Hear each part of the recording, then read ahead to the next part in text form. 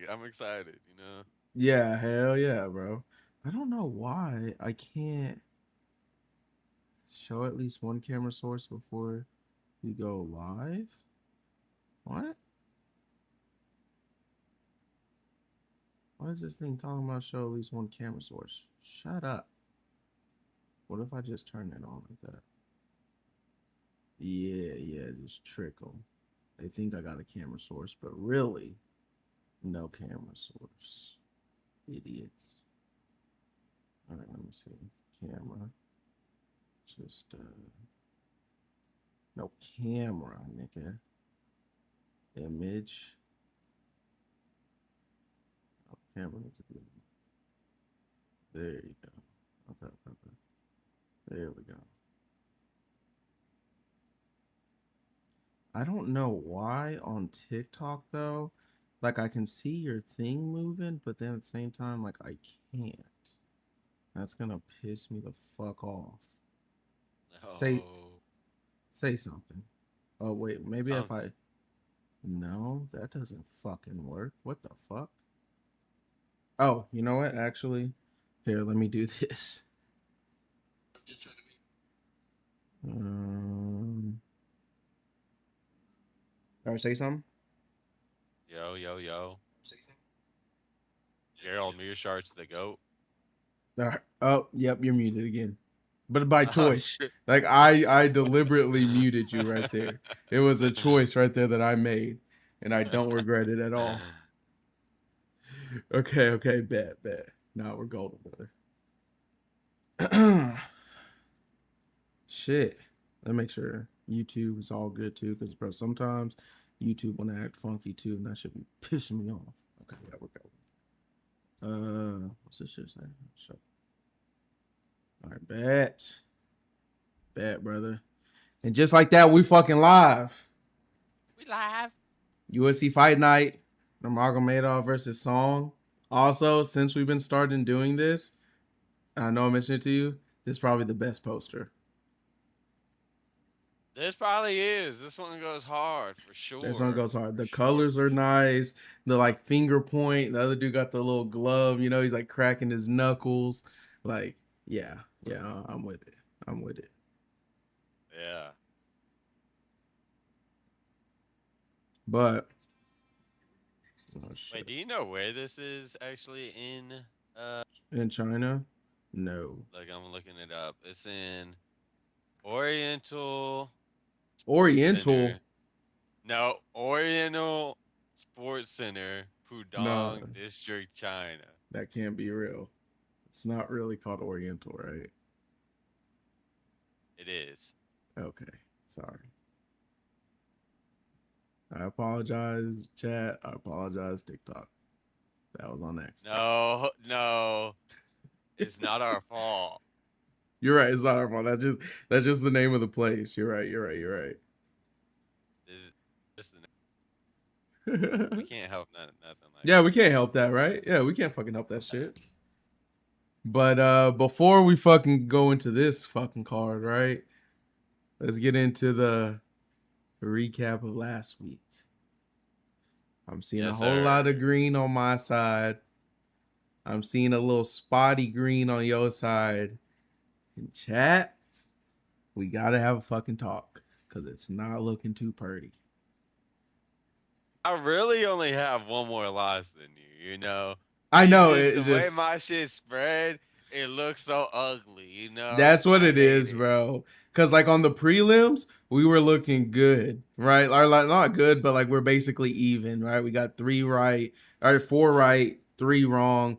We can live with that. But then you go to the main card, and it's like, yeah, the only one I got right or got wrong was the one all the way at the top, Anthony Hernandez, and then you got yeah the Mason Jones wrong, and then the Sergey Spivak. So it just looks again, it's like it looks spotty.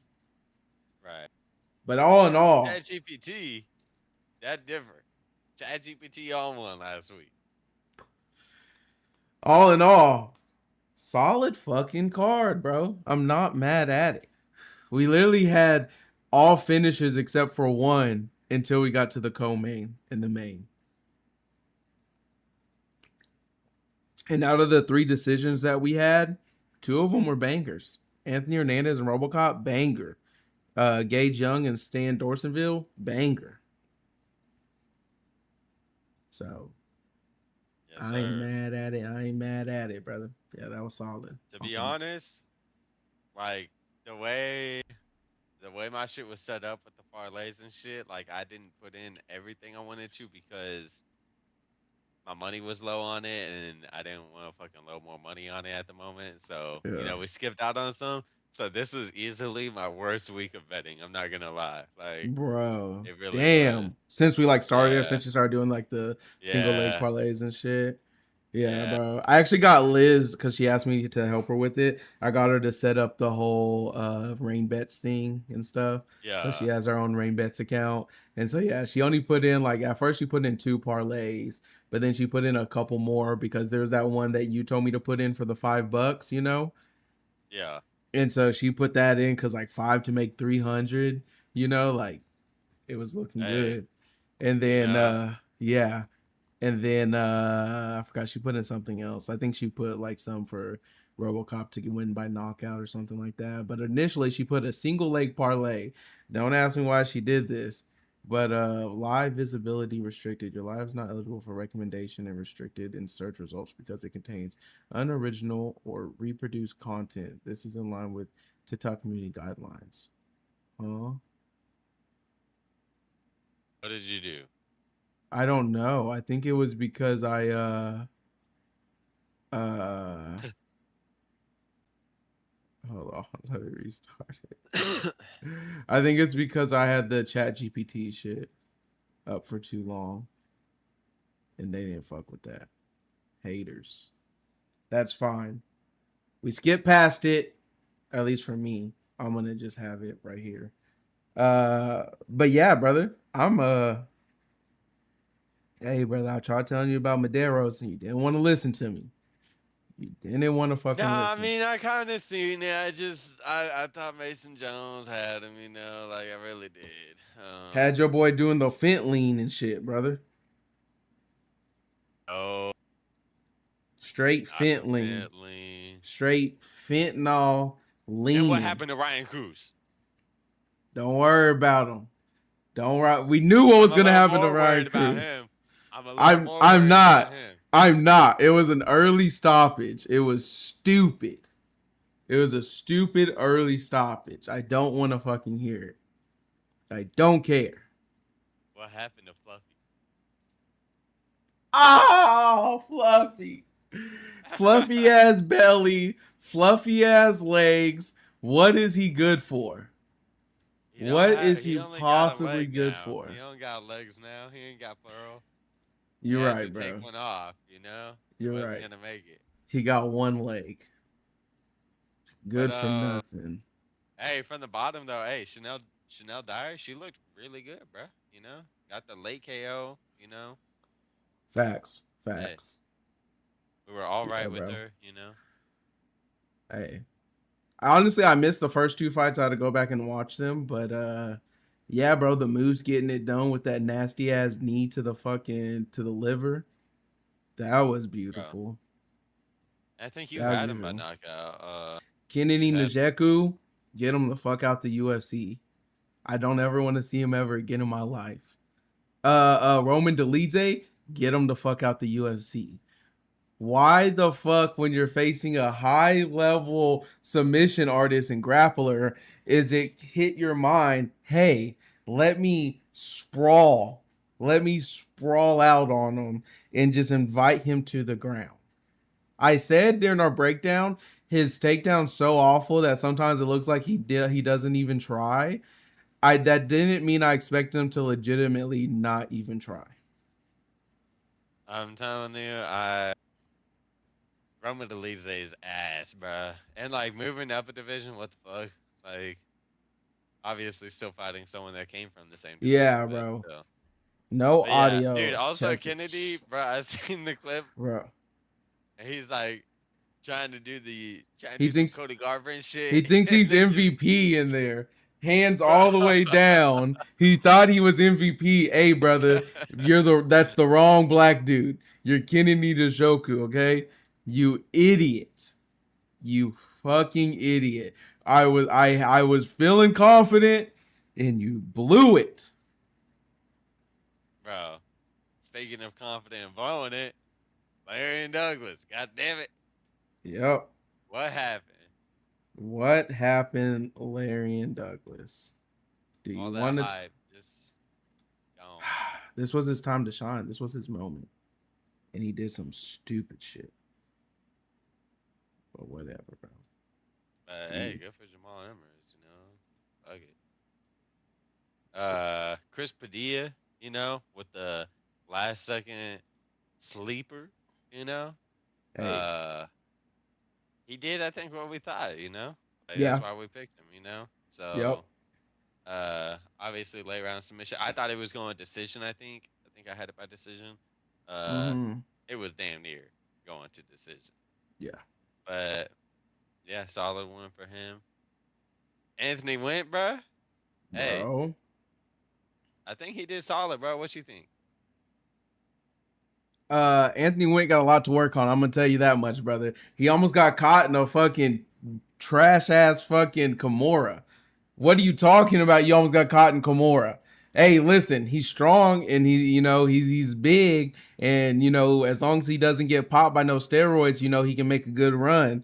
But he's not gonna be no Josh Hokett. Okay, I know he's this guy, Oh yeah, wrestling pedigree, came from went to the NFL. You're not gonna be Josh Hokett. I'm gonna just break that bubble for you right now. But maybe we can get something going with him. Maybe he can, potentially be a gatekeeper in the future.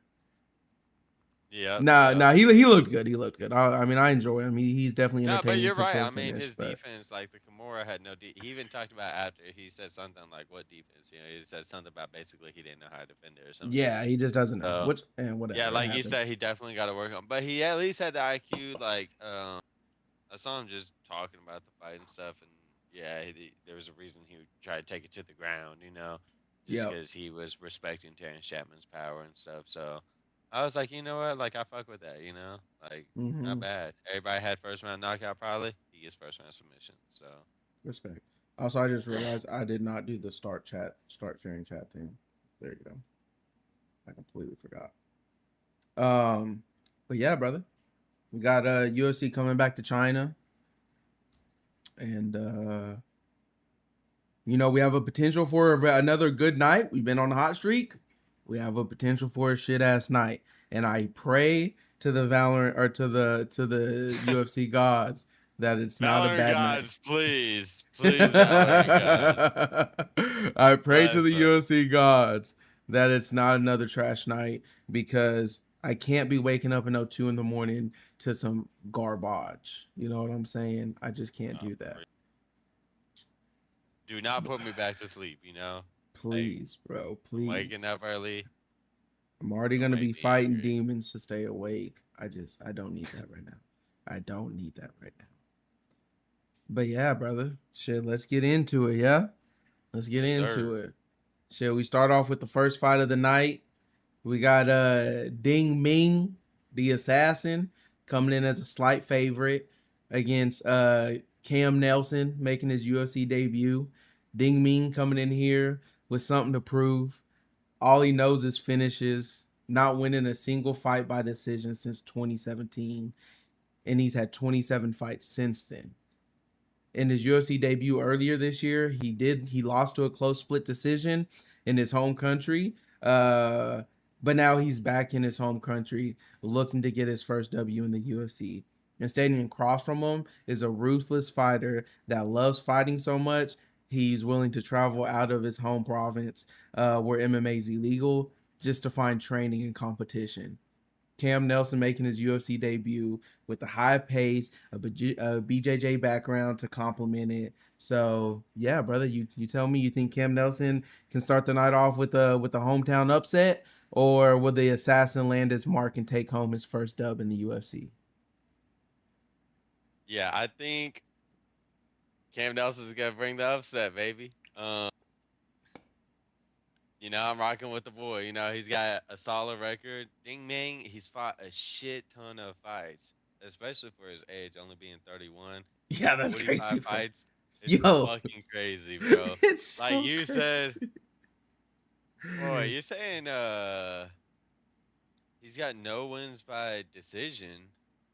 Oh wait, did you No, just no, he has no wins by decision since 2017.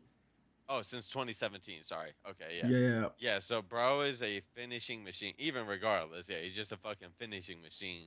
Hmm. But I don't completely believe in this level. His opponent's level. He does kind of seem like a bully in there. He's pretty big, but for UFC, I don't think he's too big for welterweight. Also, this is one of only two fights tonight or this weekend that is above 145 pounds. Every other fight besides this one and one more is 145 pounds or below. I'm like, Yep. holy shit, we got the small guys out tonight. But yeah, Cam Nelson, I think he looks pretty solid. He's well rounded. I think he's got solid power too. I do think Ding Meng is a little chinny, not too bad, but a little bit. And so I'm thinking Cam Nelson maybe could rock him. Maybe could get a KO. But honestly, I got Cam Nelson by round two submission. Uh, yeah, Cam Nelson, he's lost one fight by decision. Um, Ding Meng, he's solid, but I don't think he's that good. He's really cocky, it looks like, like I don't know if he's like that in all his fights, but yeah, he sometimes just kind of walks with his hands down and kind of walks away from his opponent, turning his back to his opponent, and I'm like, holy shit, like this dude, like he don't give Yeah. a fuck. Yeah. He don't give a fuck. Um, but yeah, I think Cam Nelson gonna catch him. I really do. I think he'll get it to the ground, but I think he'll honestly catch him on the feet before it goes to the ground, and then submit him in the second round. So Cam Nelson round two Okay. submission. Respect, brother. Respect. Yeah, bro. I got uh, yeah, bro. I mean, Ding Ming, he got a bunch of fights at only 31, like you said. Um, he's 10-3 in his last 13. So all wins coming by knockout, all his losses coming by decision in his last 13. He started Chinese kickboxing. I'm gonna just tell y'all right now, for anyone that's watching, Chinese kickboxing is called Sanda. So when I refer to Sanda, just know it's Chinese kickboxing, because a lot of people on this card started out with Sanda. It's just a thing in China. I guess they don't have many other routes to go or something. But he started Sonda as a teenager. He switched over to MMA and became a turned pro in 2015. He does have nice strikes. He'll mix in the body shots well. He's not the best counter striker though, in my opinion. But he does look for just those big heavy shots, right? He will mix in some clinch, some takedown threat, but his takedown threat is very mediocre in my opinion. And he doesn't change because he just doesn't change levels. He doesn't ever go for singles. He can be outpaced and countered because his hands are low. He just wants to throw those heavy strikes and get a finish, right? He doesn't want to outpoint someone, and he really doesn't have the best distance management. So yeah, you can also be the more technical fighter over him as well.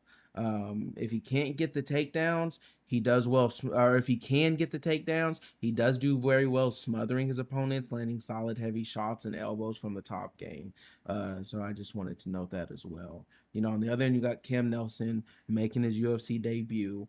He's on a 5-fight win streak currently. And his last 3 fights are all by finishes, 2 by knockout, 1 by sub. And he has 3 subs on his record. All 3 subs are by rear naked choke. His only decision, or his only loss was by decision, and it also was a split decision. So it was a very close fight. Yeah, he comes from a BJJ gym, has a good submission threat, but as of recently, he's really fallen in love with his hands and his stand up. He loves to put a high pace with laser straight punches and mixes in kicks as well to just give different looks. And like I said, he's never been finished. So he's really impressive for me. I got Cam Nelson as well. I do have Cam Nelson by decision though. So yeah, this one I feel like is a little bit more of a coin toss. I could see a world where both fighters win. Yeah, I haven't seen too much from Nelson. I'm gonna lean on him just because of his well-roundedness, his explosiveness to win minutes. I could see him getting a finish, kind of like you said. So I will sprinkle a little something on Nelson by finish. But Ding Ming is just tough. He is really tough, and I could see this one just being a dogfight. So Nelson will win the minutes. He'll put a heavier pressure, and I see him starting the night off with a decision victory. Okay, okay, I respect it. And also, I know I want you to know said, that. I'm sorry, you said submission, right? Yes, sir. Round two. Yes, sir. Bet. Just want to make sure I got that down. Cool. What do you want to know? My bad, bro. Oh yeah, just that Ding Meng has lost by submission 4 times. That's also what's going. That's the he's lost by decision 4 times as well, but 4 decisions, 4 subs. That also goes into play why I got the submission. But Okay. Respect. regardless, Yep. on Respect to it, the bro. next one. Respect it. On to the next one, brother. We got one of two female fights of the night. We got Zhang Jingnan, I believe how you pronounce it. Zhang Jingnan, the panda. Zhang. Yeah, Is it Jingnang Zhang. Jingnong Zhang? Bro, I kept seeing spelling with it being Zhang Jingnong and then Jingnong Zhang, Yep. so I didn't Yep. know which one came first. I think the UFC has it spelled Zhang Jingnong, or maybe ESPN has it spelled like that. Whatever. I just went with Yeah, one they of be them. doing the same thing with certain people. Yeah, yeah. Facts. John But Wei Lee, anyway, they do it. Wei Lee Zhang. yep. Zhang Weili, they do it with her. Why is she not on this card, by the way?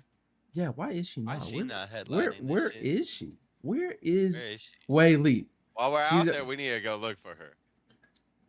Yep, I know she'll be hard to spot. She'll look different. She probably looks all dolled up. You know what I'm saying? But just look for her. Just call her name. Right? There's only a couple million people in China.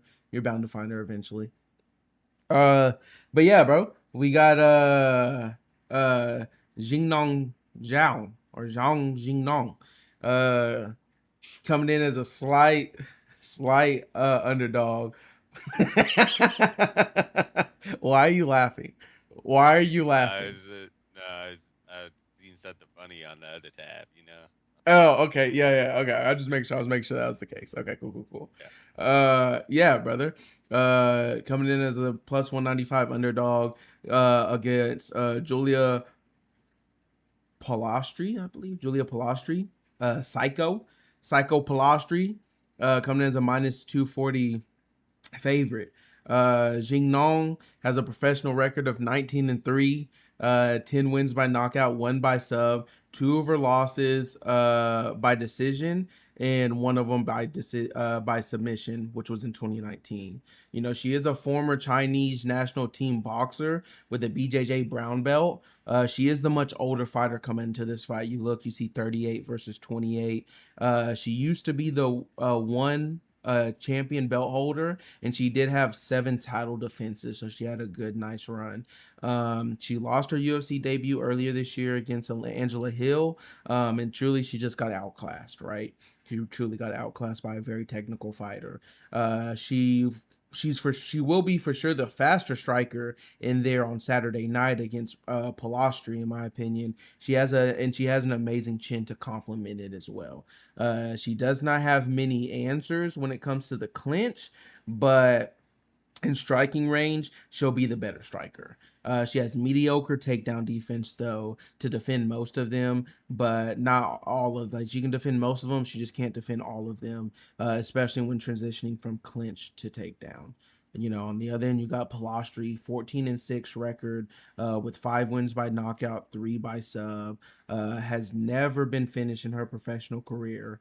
You know, and she has had a win loss little thing going in her past 6 fights. Her last fight was a loss. So if you anyone in Little y'all want to Andre take that Philly. into account, little Andre Philly, you know what I'm saying? So if anyone of y'all want to take that into account, she's supposed to be winning to keep that record going on Saturday night. She does come from a Muay Thai base, and has a very aggressive, heavy approach that just really smothers a lot of her opponents. She is very flat-footed, with not much head movement, so she will get tagged up at times.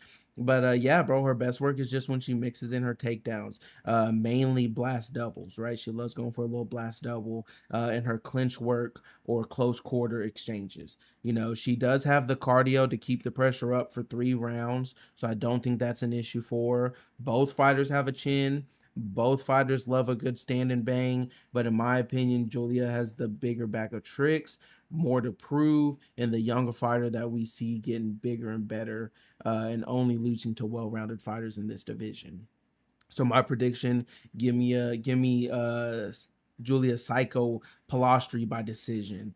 The age difference is too much for me to ignore. To be honest with you, I believe we'll see a evolution with her mixing in the clinch work because of the Muay Thai background and her takedowns to win the minutes in this fight.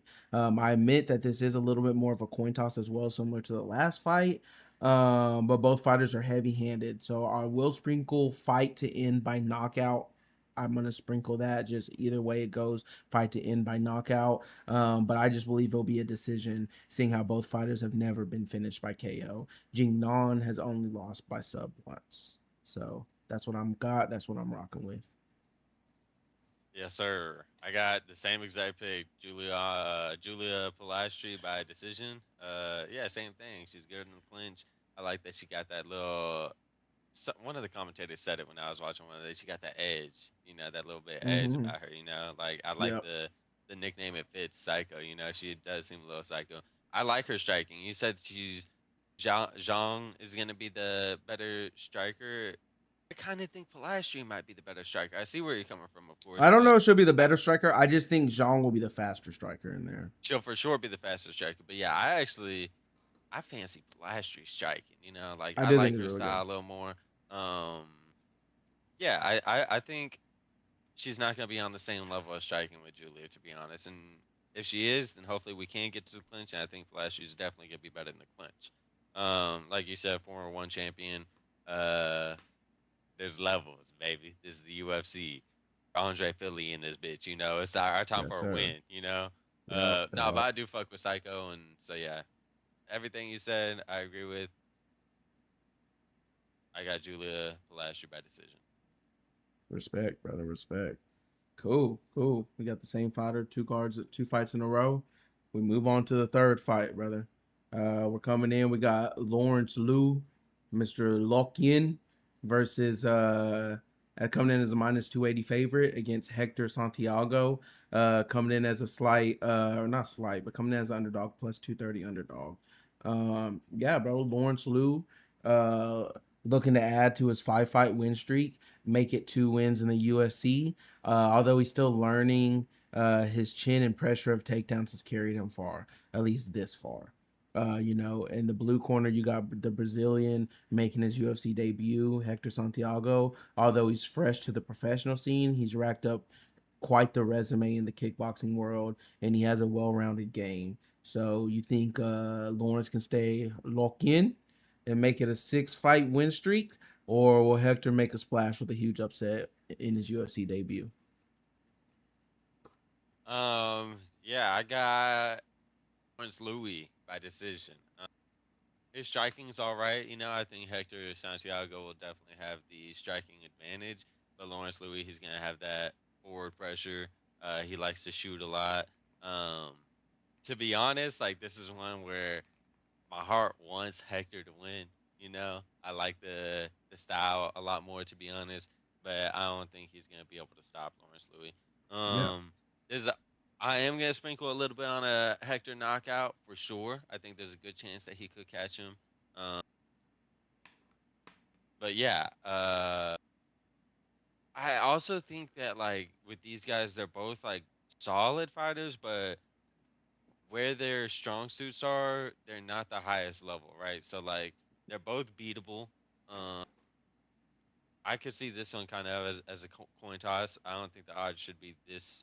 It's not crazy, crazy odds, but uh, I mean Hector's only got one loss as well, So Yeah. I think Hector does have a solid chance here. I like that he's coming from the Moicano organization. That's dope. He got a nice ass knockout there. And so yeah, again, I like Hector's style. I respect him. I would love to see him get a knockout, but my pick is Lawrence Louis by decision. I think that pressure. I think he's not gonna like the striking. He's gonna be controlling and uh taking down Hector a lot, and just Yeah, you know wrestle I fuck him hear to it. a decision. I hear it. For sure, brother. Yeah, bro. Lawrence Louis, professional record of 8-1, 4 wins by knockout. His only loss was a split decision.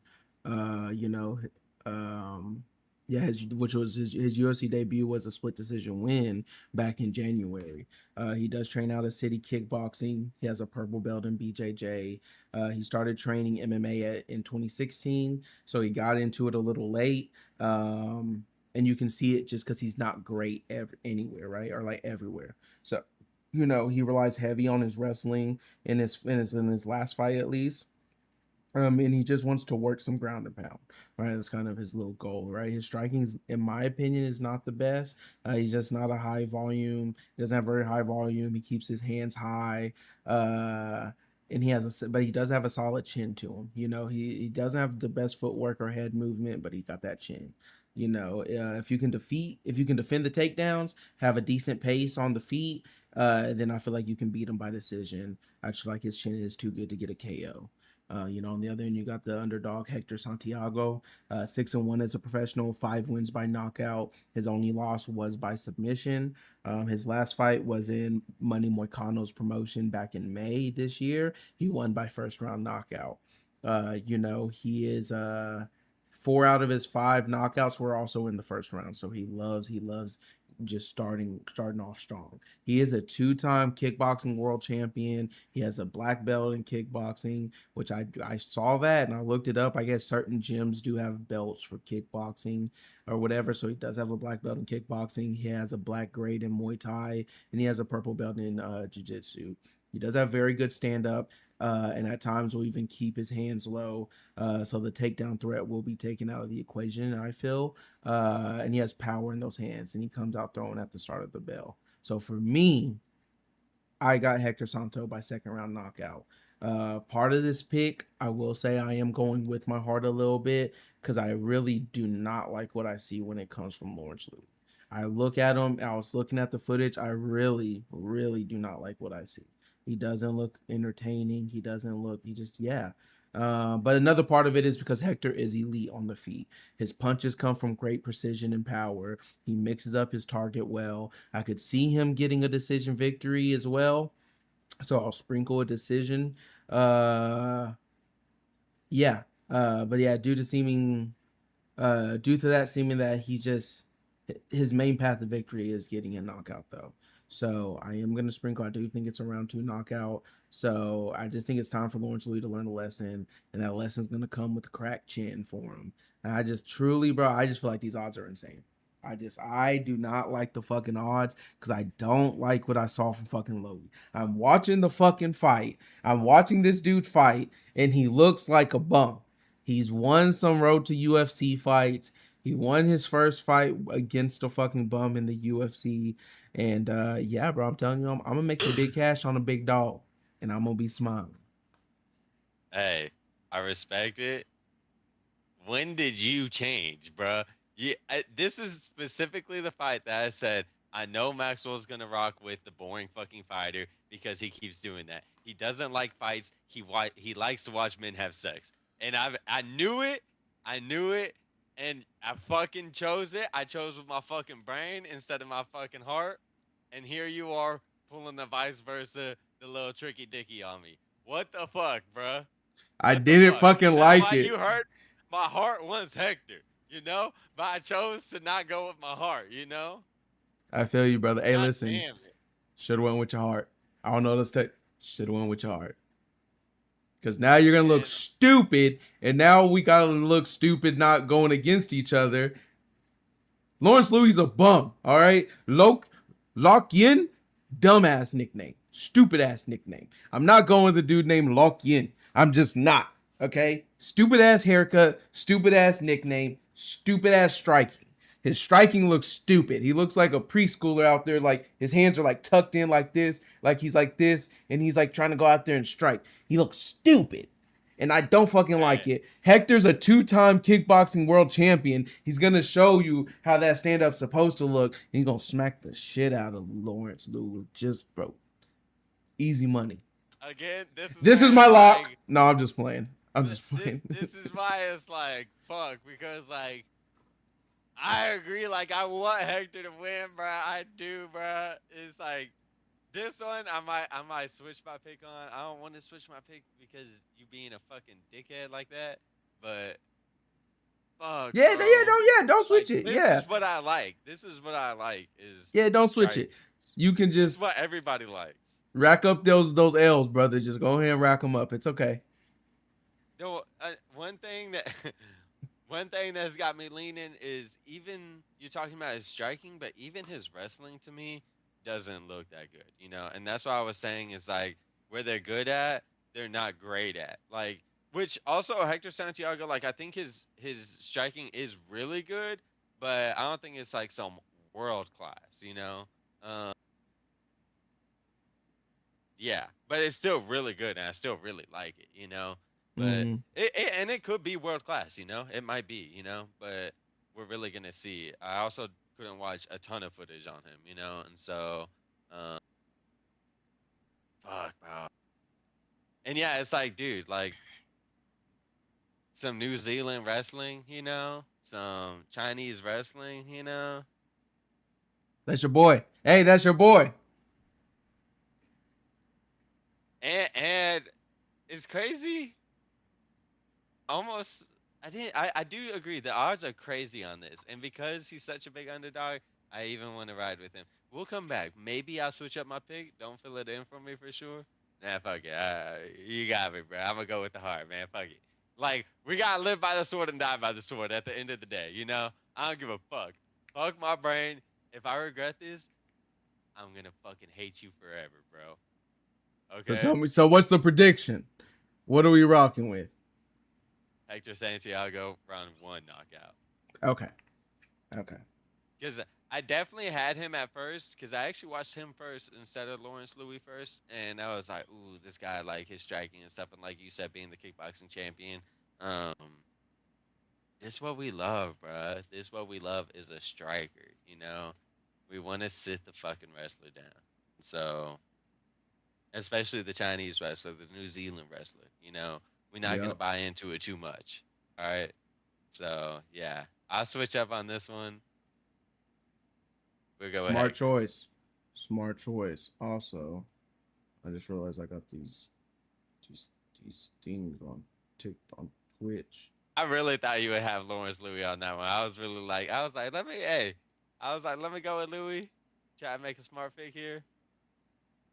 But I really did in my heart. I'm like, I even put it. I was like, man, I want Hector to win via knockout. That's literally. I was like, to be honest, this one is. I really want Hector to win via knockout.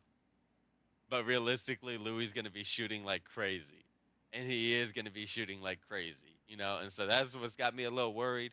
But Nah, he'll that's be what we've fine. always Hector been will be preparing fine. for. Hector's that's why his hands are low. He's gonna defend the fucking takedowns. And he's gonna smack the shit out of him on the feet. Good night, Irene. I saw Lawrence All right. Louis get hurt in his last fight anyway in the first round. I could definitely see Hector just capitalizing on him. Unlike Lawrence Louis' last opponent, he just went for a takedown once Lawrence got hurt. So Right. Hector's not gonna fucking do that. Hector's smarter. Hector's 2-time champion in kickboxing, decorated kickboxer. Give me Hector. And we move All on. And right. this is what I fucking do. I change minds and it's for the fucking better. All right? We move on. We got Zhao Long coming in as a minus 180 favorite, going up against Francisco Nuzzi, the Berserker, making his UFC debut as a slight plus 150 underdog. Zhao Long, 27-11 professional record, 5 wins by knockout, 7 by sub. His background is Sanda, Chinese kickboxing. He has a solid height difference as well. You got 5'8 versus 5'3, but only 1 inch reach advantage. So not too much on the reach. Damn near identical.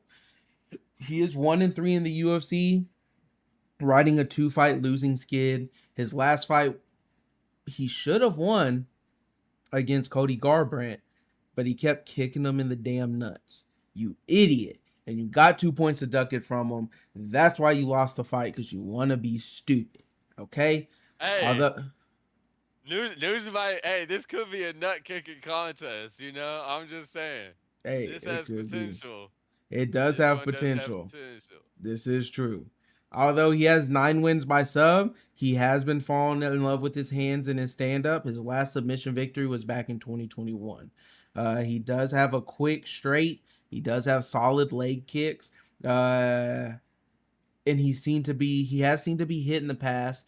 Uh, just due to his willingness to get into phone booth fights and land the quicker strikes. You know, on the opposite end, you got Mr. Newsy, the Berserker himself, 11-2 professional record, 5 wins by knockout, 3 by sub. Both his losses are by sub as well. He starts off all gas at the beginning, no fucking breaks. He has beautiful striking, straight down the pipe, straight just down the pipe, mixes in some nasty leg kicks and knees as well.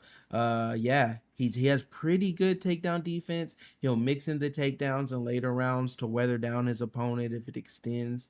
His last loss was by sub, but it was due to him slipping and his opponent kind of catching his back and getting a rear naked choke. He was looking pretty good until he slipped and his opponent happened to catch his back. His first loss by sub, I believe, was his first professional fight ever, or second professional fight ever. So yeah, brother, prediction. I'm taking Francisco Nuzzi, round 1 knockout. Both fighters have a solid stand-up game. Both fighters could get the job done. I'm just gonna lean towards the fighter that has not been knocked out and has less miles on those tires. You know what I'm saying? You look at Zhao Long, 27-11. I think I looked. I think it was like 17 fights, or no.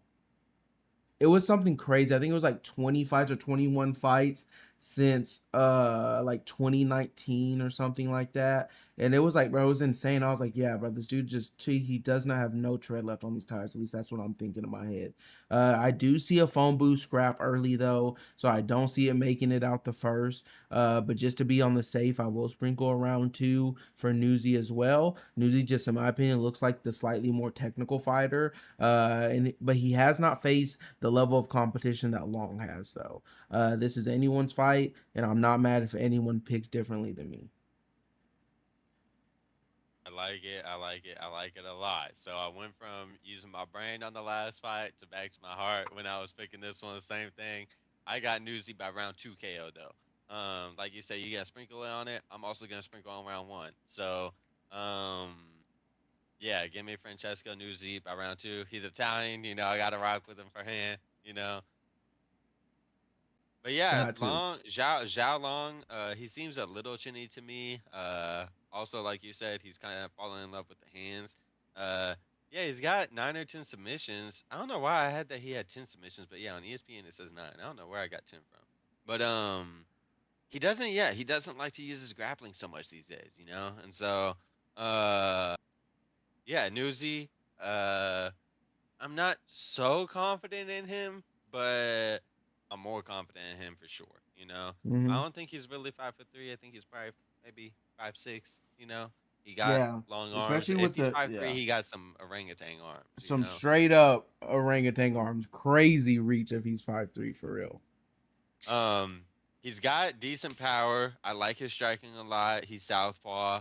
Um, uses his leg kicks pretty solid. Uh, well, he uses the leg kicks to open up the shots upstairs, you know, and so his kicks in general are also good. You know, he mixes it up, goes from all 3 levels, you know, and Yep. so uh, really good with his striking in general, and yeah, that's why we gotta go with the heart, but also the brain in this one. I think, like you said, this other guy got a lot of tread worn off on the tires, and yeah. Also, Yep. since he's moved up in competition, Zhao Long, he been losing more, so. Yeah, I This agree. is Newsy's chance to get on the scene, do a little something, something, and I think he's gonna do the damn thing. So yeah, I got Yeah. him by round 2 knockout. Respect. Respect. We move on to the randos of this card. I don't even know how this fight even got put together A on this true Chinese card. Chinaman. Something like that. Something like that. You know what I'm saying? Through a card mixed with mayhem and Chinese people, you have an actual thought out, put together fight. And we got Jack Jenkins, Jack Farr Jenkins, or I think they call him Farr Jack Jenkins. I don't remember, but Jack Farr Jenkins coming in as a very slight plus 125 underdog, coming up against Sean the Sniper Woodson as a minus 150 favorite.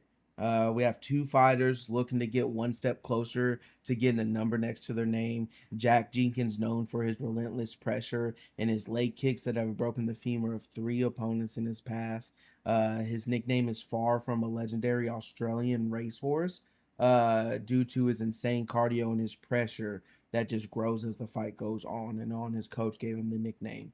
But standing across from him is a sniper named Sean Woodson with golden glove level striking and a takedown defense that most people can't solve. Will Jenkins embody his inner racehorse and put a pace to get past the reach advantage and striking of Woodson? Or will Woodson redeem himself from his first professional KO loss against Dan Ige in his last fight and show why his nickname is the Sniper? Yeah, I like this fight actually. I know when they were cooking this card up, they're like, we're going to China. We need Jack Jenkins and Sean Woodson. You know, Yeah. They're like and looking at the roster. They're like, bro, we need this fight, bro. We need it. They're like begging him on the phone. I know it's a far flight, Sean. Please, please. far. You said far. Give me Jack. Uh, but no, I really like both fighters here. I think this is I gonna be do a good too. fight. I think it's a good matchup too, Yep. and I think there's a lot of stock to be gained from both guys. Like you said, Jack got that pressure, but I also really like his counter striking. He's got really good power. He mixes up his striking really well. Good low kicks, high kicks. I've seen him attacking the arms of his opponent before, to wear down some power and stuff. Mm-hmm. Um, he uses, he's solid all around in my opinion. I think he's a really good mixed martial artist. My main concern for Sean Woodson is gonna be those leg kicks. My dude, this is crazy. 5'7" versus 6'2". I think he's 6'2" and a half. Little extra. Little I extra, don't know if that's little true or oomph. not, but Yeah. yeah, dude, 6'2" to 5'7" is crazy. 78-inch reach, the 10-inch reach advantage, bro. Like you said, Golden Gloves boxer, 46-3 as an amateur boxer. Um, his last loss against Dan Ige, to be honest, horrible stoppage. You know, Mm-hmm. uh, it's not the worst stoppage ever, but it was a bad stoppage. Like he was all the way there still. He contested it immediately. Uh, and yeah, I disagree with it. I think he was winning that fight as well. I don't know. I really like. I respect him. He's really good striking. He's a boxer. The main concern is going to be those leg kicks. I got Sean Woodson by decision, but I'm not too confident in it just because Jack Jenkins. I like him. He's a really good fighter, and yeah, I think he can definitely abuse that leg kick if he has a chance. But how can I not go with the Golden Gloves boxer with the 10-inch reach advantage? Yep. Uh, And so yeah, I think I got him going by decision. I think he got the solid jab. Um, and yeah, he's gonna use his range and boxing skills to keep Jack at bay and work himself to a decision win. I could see him also getting a late KO after wearing down on Jack, blooding him up and just um, stopping the takedown, keeping it standing, and with Jack's pressure, just Jack getting pieced up over 3 rounds or 2 rounds maybe, and get a late stoppage for Sean Woodson. So, but yeah, my pick is Sean Woodson by decision. I'll probably sprinkle a little bit on a KO. Respect, brother. Respect. Yeah, bro. I really like this fight too. I think this is a really solid fight. Again, yeah, bro. You have Jack Jenkins coming off a very impressive victory over a up and coming prospect in his last fight. He does come from a Muay Thai kickboxing background that he started training back when he was 13. He does have very devastating kicks, rather it be to the body or to the leg. He will play a game of patience, I feel, that I really like on him, just to not make too many mistakes, and he really does trust in his power. As the fight goes longer, his pace does pick up. Again, that's why they call him far, off the racehorse. And so, yeah, his only professional knockout loss was by, because he does have that one knockout loss. It was literally because his shoulder got broken trying to brace Yep. himself while getting taken down. On a So, takedown. Yep. yeah, so we can call it a knockout, I guess, but was it truly a knockout? No. On the other end, you got Sean Woodson, very, very huge height and reach advantage. You got 6'2" versus 5'7". You got 78 reach versus 68 reach. He comes from a boxing background with that amateur record of 46-3. He's even a Golden Gloves champion, and that was actually in light heavyweight. So in boxing, so I it's was, crazy. that's what I meant to. I forgot to mention was he's fought everywhere from here to light heavyweight, and so Yeah, yep. And so yeah, he does have really great hips and takedown defense, which is why he has an 85% takedown defense. Very good, especially with his range. He is coming off his first KO loss against Stan Ige, but it did seem very early. Again, both these guys suffered their first KO loss, not on their last fight, but both their KO losses seemed very iffy. I don't even think they should be counting it's them as MMA. It's KOs. part of the sport, but It like that's why is. we like to dive into this shit is Yep. because both of their losses, both of their KO losses, aren't actual KO losses. Yeah. I, Uh, Sean Woodson's more so, but yeah, Jack's arm was fucked off, and Sean Woodson's was just a bad stoppage. It was a horrible stoppage. So yep. Yeah, bro. I just think, yeah, Sean Woodson does have skinny legs, so he is very flat footed, but his range it's a very real issue, and it's very hard for people to really solve that range. For me, I got Jack Jenkins by round 3 knockout. I could see a okay. decision. This fight is insanely close and will probably close as a pick'em if I'm being completely honest with you. Jack Jenkins just has a pace. I just feel like it'll be too much for Woodson to handle. Yeah. I don't know, bro. I think the last round, coming in round 2, round 3, I just believe those leg kicks will just be too much for Woodson. I know last time I trusted on someone's leg kicks, he got slept in the first round. So I'm going to do it one more time. And if it doesn't count, pay off for me. I'm never trusting the leg kicks again. Fuck. Well, that's the difference here is I know what you're talking about. That guy that you're talking about, I can't remember his name at the moment, but he built his Yeah. name on leg kicks, Yeah. And if he Kai was going Kai up against Terrence, Fernandez. was it against Terrence McKinney Nope, it was against Jalen Turner. or Jalen Turner? I get Yeah. the Wayne Alliance mixed up every now and Yeah, then. You we know just, what we I'm just called saying? the dude K Fernandez. Yeah, which Yeah, again, K yeah, and Fernandez never been knocked out to that point though. but he built his whole thing on leg kicks. That was a Yeah, huge true. part of his game, and he's going up against a huge fighter. So it is a little similar. The It's a size little fun. difference, Yeah, but there's a whole different style between the Sean Woodson and I yeah, mean both of the fighters, both for the whole sure, fights. for sure. So I Jack is agree. more well rounded without a doubt. Yeah, bro. Just better. I just think Woodson's a little too flat footed. He'll eat one Yeah. too many of those leg kicks, in my opinion. Mixed in Yep. with just great striking and clinch work from Jenkins. I said sprinkle in a round 2 for Jenkins just in case. Also sprinkle in a decision for Woodson, because I could see him using his range to win minutes and land the cleaner shots. Right. And I respect that because yeah, it's tough. I see where you're coming from with Jack Jenkins. Like I said, I do like his style, but yeah. Also, something that helped me go into my decision with Woodson, I forgot to mention was that he has very notable wins. Knockout over. Speaking of the devil, oh, Yeah. that's why I said Terrence McKinney. It's a knockout over Terrence McKinney. He's got split decision wins over Uses of Law and Charles Jourdain, and he even Hmm. beat the GOAT, Dennis Bazucha. You Yeah, know, that is true. so Yeah, bro. not Dennis's ass, but Dennis but is those other dog wins are shit. nice. He does have very Yeah, notable wins. He very much has very notable wins. So again, that's why I do think it's probably going to close as a pick 'em. But Sean Woodson is very much so a good problem to deal with. Also, Jay, how's it going? How's it popping? what I up, hope you're Jay? doing good. But yeah, brother. Yeah. What is this? This is our first fight that we have opposite. I think so. Yep, this is the first fight we have I like opposite. it, And I'm like, I think it's a very close fight. It really could go either way. I'm completely fine with this one being opposite picks. Yeah, brother. and Yep. this is my lock. Sean Woodson's my lock. Sean Woodson's your lock? Yes, sir. Oh shit. Okay. Yeah. Okay.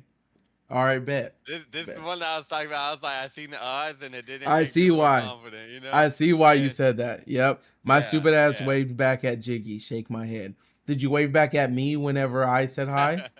What about me? Did you like throw up a peace sign or something when I said hi? We're not on FaceTime. But Oh yes, of course. That's what I like to hear. nice, nice, nice. Yeah. But yeah, this is my lock, Sean Woodson. It is scary. Them leg Let me kicks is lock what that I'm. in real This is my quick. biggest fear is the leg kicks, you know. And Yeah. so yeah, my Okay, lock brother. is Sean Woodson, and I got I'm him by with it. decision. I'm with it. That's a Yes, bet, sir. brother. That's a bet. We move on. We move on. We have Ray Sazura, Taisura. I'm fucking horrible at these fucking Chinese names. I don't know why they got this. I will say real quick, bro, this was the hardest card to like to study tape on, bro. It was so hard to It study was. It tape on some of was. these fighters. It It was was. so hard, bro. Yeah, but yeah, brother, we got Ray Shazira coming in as a pretty hefty favorite. I want to say the biggest favorite on the card, if I remember correctly. Yeah, I'm pretty sure it's the biggest favorite on the card, minus 600. Coming against Kevin Borjas, a plus 450 underdog. Yeah, brother, we have Ray, 11-1 professional record, 4 wins by knockout, 5 wins by sub. Fun fact: sometimes the T in Japanese names sound like Su. Oh, Ray I think that is the case here. Surura. I think it is. I think it is too. Yeah. Yeah, Yeah. it probably is. For Thank you for sake, that fun fact. yeah, I appreciate you.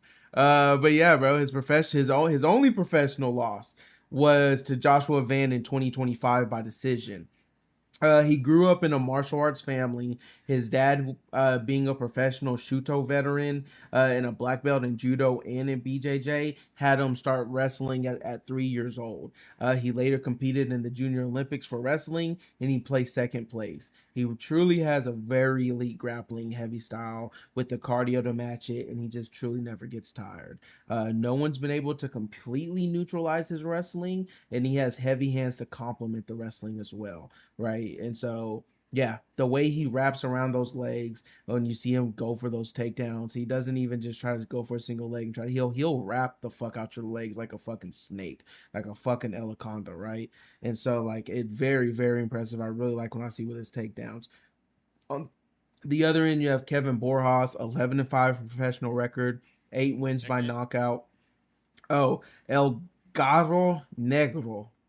Yeah. The Black Rooster. Yeah, bro. You got the Black Rooster, 11-5 professional record, 8 wins by knockout. He has a 2-4 record in the UFC though. But he's always taken fights against elite fighters, right? You look at him, he's essentially the gatekeeper in the flyweight division. That's a maybe, but I could see him being a gatekeeper for a certain section in the lightweight division. He has a decently Like the high lower takedown, section. like the very lower before you get a number next to your name section, right? Yes, like the very lower. Like, are you gonna pass this test? Should you even be in the fucking UFC section? All right. He has a decently high takedown defense at 75%. He has a well versed style in his stand up. He has because he started karate at age 12, Muay Thai at age 14, Kung Fu at age 16. So he has a really good bag of tricks, and he has heavy hands that make him a solid threat on the feet. My prediction, I got Ray by second round finish. I actually could not come to terms of deciding to pick sub or knockout, so I just have second round finish. I would love to just sit here and say Ray gets a submission, but the takedown defense of Brojas is just real, and he has only been submitted once in his professional career. So the thing with Brojas, he's never faced a real a grappler like this though, and I can see him getting gassed and Ray finding a finish in the second round via ground and pound or submission. So yeah, bro, this is probably the safest pick of the fight in my opinion. Not the round two, but just Ray in general. So go ahead and sprinkle round three finish or maybe even a decision, right? So I just think it's no matter what you pick, no matter what you put money on, as long as you put money on Ray, there's a good chance that shit smacks. Hell yeah. I actually got Kevin Borjas. No, I'm just kidding. Um, And this is the end of the stream, guys. It was nice. No, just God damn it. but actually, real talk, with the odds being this crazy, I could see a world where Kevin Borjas, if because that good takedown defense, along with his striking, he is a really good striker. You know, He I is. could see a world where he does upset the world. You know, Yeah, this yeah. shit happens in this sport. Fuck the odds. Um, I want to say something, but I'm not gonna say it. I'm gonna mention it to you later this week, Max. I'm gonna come back and mention it to you. Hey, Jay, thank you for the follow. Let's go, baby. Oh, Jay followed you? Yes, sir. Hydrate. All right, WJ. we'll hydrate. We'll hydrate. So hydrated. All right. Hey, I hydrate too, So, Jay. um, is that a tweet? It is a little twee. Okay, okay. It is a little Little, twee. little tweet. Okay.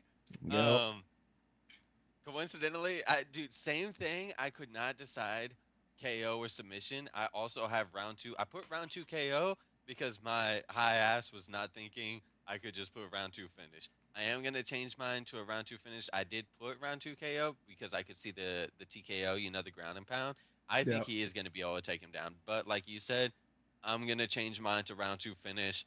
Because yeah, Same. I put KO, but I was also really up in the air, submission or KO. I don't fucking know. Problem is he does keep it. This is why I could see an upset. Um, Saruya, he keeps his chin up in the air a little. I don't love that. The good news is his only loss is to the man right now, the champ, The Joshua man. Man. Yup. Um, but Getting in yeah, that ass Borjas, he van. getting up in the ass, man, bro. Like, bro, Bro, I was like telling uh, Liz, I'm like, bro, why did he not keep that nickname, bro? She's like, cause though, I don't like that one. I love it, bro. If bro, he that hoe would would have be so funny, bro. imagine Bruce Buffer It talking fits him about, too, bro. bro, Josh getting in that ass, man. Bro, that bitch Bro, would have been hilarious. that shit, and it fits him so perfectly too. Like So everything, his perfectly. personality, his style. Yep, But yep. anyways, I can see a fucking world where Borjas stops these fucking takedowns, and on the feet, he's going to have the advantage. He likes to throw the flying knee. He could catch him on a Yeah. takedown attempt. Saruya is gonna go for multiple takedown attempts. Right? Um, thing is, if Saruya, I don't know why I watched him first. I should have gone back and looked for this. Maybe you have any notes on it. Does he throw any leg kicks? Does he throw specifically leg kicks? Low kicks. No. Okay, that's not good because there's a fight I watched where Borjas he got finished and it came from leg kicks. His leg gave out and he cannot fight southpaw. I believe he's orthodox. I have to double check that, but he can't switch stances. Is my point. Um, and he won't. And so for that reason, he ended up getting finished because his leg gave out. That could be a path of victory for anybody in the future fighting him. But Saruya, obviously, he's gonna stick to his style. If he don't throw leg kicks, he ain't gonna start Real now. quick, if you look, because if you go to the UFC website and you go to the card and then you click on Sarura, you can do this for any fighter. Scroll down a little bit on his profile. You see stats and records. It shows on there significant strikes by target, where it shows head, body, leg. Yes, It's yes, I he's see. literally 90% of his strikes are to the head. Yep. Only 6% of his significant strikes are to the legs, and it's only eight strikes. So literally, he's non-existent when it comes to the head or to the leg or even the body. Yep. So that's not gonna play a role here, most likely. But anyways, I also have Saruya by round two finish. But Ray's Ray fine as is hell. That's fine what I'm as saying. hell. Ray is No, fine that's as no, that's hell. not what I'm Oh, saying. oh, no, No, I did. no, My bad. Jig, My bad. no. Sorry. I meant Jay, he's you're fine my on the feet. moderator. Time out, Jiggy. Talking No, all no, no, reckless no. like this. Jay said it first. Jay's okay. Jay can say things like that. It's valid. You saying things like that and agreeing with her is not valid. I was just trying to relate with the chat. Sorry. I thought we were saying he's fine on the feet. I thought that's what we were saying. Oh, okay, okay, okay. That makes sense. That makes sense. Yeah, That makes sense. yeah, Yeah, yeah, yeah. That makes sense. That yeah. makes sense. Okay. So, Okay. but yeah, there's a world where Kevin Borjas upsets the world. I'm gonna sprinkle a little bit on just a money line for him. Mm-hmm. Um, yeah, because I think he will actually have the advantage on the feet, and he does have good takedown defense. He also likes to throw that flying knee on the takedown. So you never fucking know. I'm gonna sprinkle on him, but yeah, my pick is Ray Saruya by round two finish for sure. I love it. Real quick Yeah, before we his jawline continue, is gonna be solid with the before we defense. He continue got to good the defense. next fight, Jay, are you on my stream or Jiggy's stream right now? Just say it really quickly. I'll wait like 20 seconds.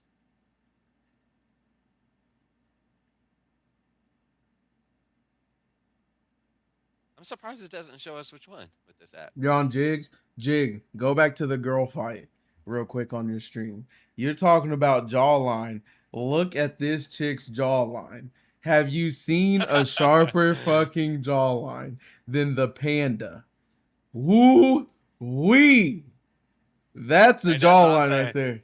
there. And that's a Zhang female. Jingnong, she Man. fine, bro. She whoa. Not Yeah. just, my bad. She fine on the feet. She fine. Yeah, She she fine. fine She on not feet. She fine on fine the on feet. Yeah, yeah. Yeah, bro. That's a fucking jawline right there, Jay. I saw that bitch. I was like, I've never seen a jawline that sharp in my life. That shit is crazy. Yeah, my bad. I just had to get that out the way because you talked about jawline. And I was like, yep, let's Oh talk yeah. about her real quick because I don't think Jay was in here when we went over the She a fight. Chinese female Drew Dober. You know. Yeah, bro. It even kind of Legitimately. sounds Me similar. Drew either. Dober, Yeah. That Zhang shit's so Jingnong. crazy, bro. That shit's so crazy. Does she even have a knockout loss? No, she doesn't. 10-0. That bitch is keeping That up crimson chin. steady. That That crimson crimson chin, chin. bro. Good God, bro. My bad, my bad. Back on track. Back on track. We get into our next fight, brother. We got Namsray Batbara, Steepy Warrior. Uh coming as a slight underdog. I say slight. It's not really slight. It's a normal underdog. Plus No. 210. Coming in against Andre Lima, Moscati, coming in as a minus 260 favorite. Namsaray looking to continue his win streak, make it 6 in a row. Although he lacks experience and he does carry heavy power in the chin that has yet to be cracked. You know, he has a 100% finish rate, which makes him a problem for anyone. And now his hard work has finally paid off, and he's made it to the UFC to make his debut. On the other side is a vet in martial arts with accolades to make most people eyes widen. You know what I'm saying? He's 11 his 11 fight professional win streak currently. All right, right. He has 11 fight professional win streak and it just came to an end back in June against Kevin Borjas. We were just talking about that boy in the last fight. You know, Lima just has redemption on his mind. And he's coming in as a favorite, looking to get back into the win column versus a dangerous Mongolian looking to finish another victim in his way. So does Lima get back into the win column, or will Namsaray make a big statement against an experienced fighter? Um. All right. So. I don't like how you said that. I don't like how you said, all right, so. Don't make me mad here, Jake. Do not make me fucking mad here. All right. I got Andre Lima. Okay. All right. He is the healthy favorite. This one I was actually surprised with the odds. You know, I'm not gonna lie. And I think it's partially because Andre Lima has been. Hey, we got the Brazilian Jay. I got Nice. the That's what we're Brazilian. talking That's what I fucking like to talk about. about. Namsray, you know, he does look dangerous, like you said, 100% finish rate. You know, that's always something. You know, uh, but I think Andre is gonna have his way on the feet. You know, I think he's gonna be the better striker. He doesn't have that one punch knockout power, in my opinion. But he he's kind of turned into a point fighter more recently. You know, he's got way more decisions recently. Uh, he is more patient, and yeah, the key for him is going to be to fend off the takedowns. I think Good guy. Namsoy's specialty is on the ground without a doubt. You know, and yeah, I got Andre Lima by decision. Also, I think a big thing for Andre Lima is going to be the leg kicks. Dude throws a lot of leg kicks. I think like 30% of his strikes are leg kicks. Let me go check that newly acquired information you just told me about. We gotta Yes, check sir. on the UFC, but I did put that. I think, and it is, yeah, he has 34% leg strikes, and I think that plays a big fucking role. And today's day and age, that's gonna fuck your legs That's up. huge. That's gonna hurt. Yep, Not gonna be that's good. gonna leave a little marky, right? Yeah, brother. Yeah. Yeah, I got So yeah, I got him by decision because he's patient, more well-rounded fighter. He's gonna use the leg kicks. He mixes it up really well with the striking, and he's gonna keep it standing. Give me Yep. Andre Lima by decision. Yeah, brother. I respect it. I do. I do. Yeah, bro. We got Namsare. He has that professional record. He's 10-1, 5 wins by knockout, 5 wins by sub. So he really does have that 100% finish rate, cutting it really even with the 5-5. I like that. He did start training MMA in 2020, and he had no prior experience in fighting prior to that. He turned pro in 2022. So he does have very heavy strikes. But he does leave his chin a little bit too high for my liking, and he throws a little bit reckless at times.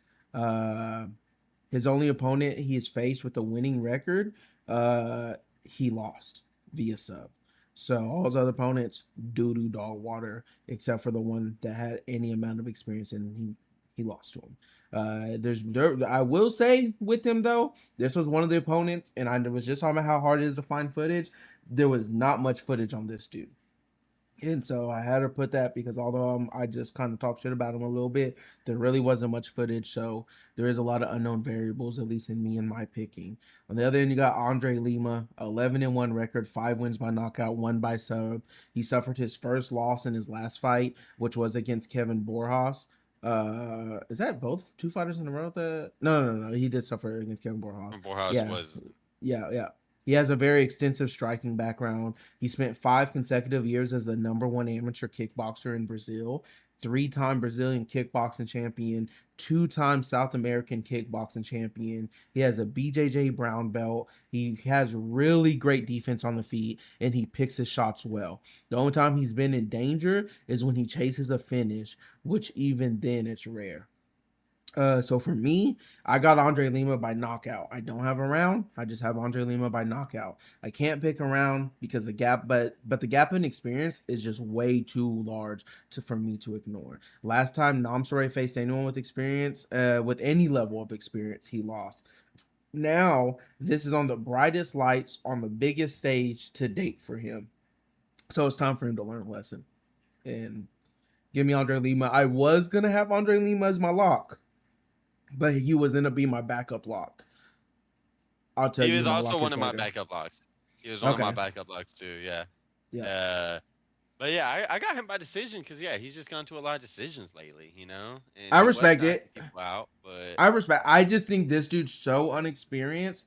That's why I got him by knockout. Also, when I watched one of his fights, his most recent ones, I don't know if it was his last one or second to last one, he got rocked and he ended up coming back and winning, I believe, in the second round. So he's undefeated, or he's not undefeated. He has that one loss by sub, but other than that, he yeah, brother.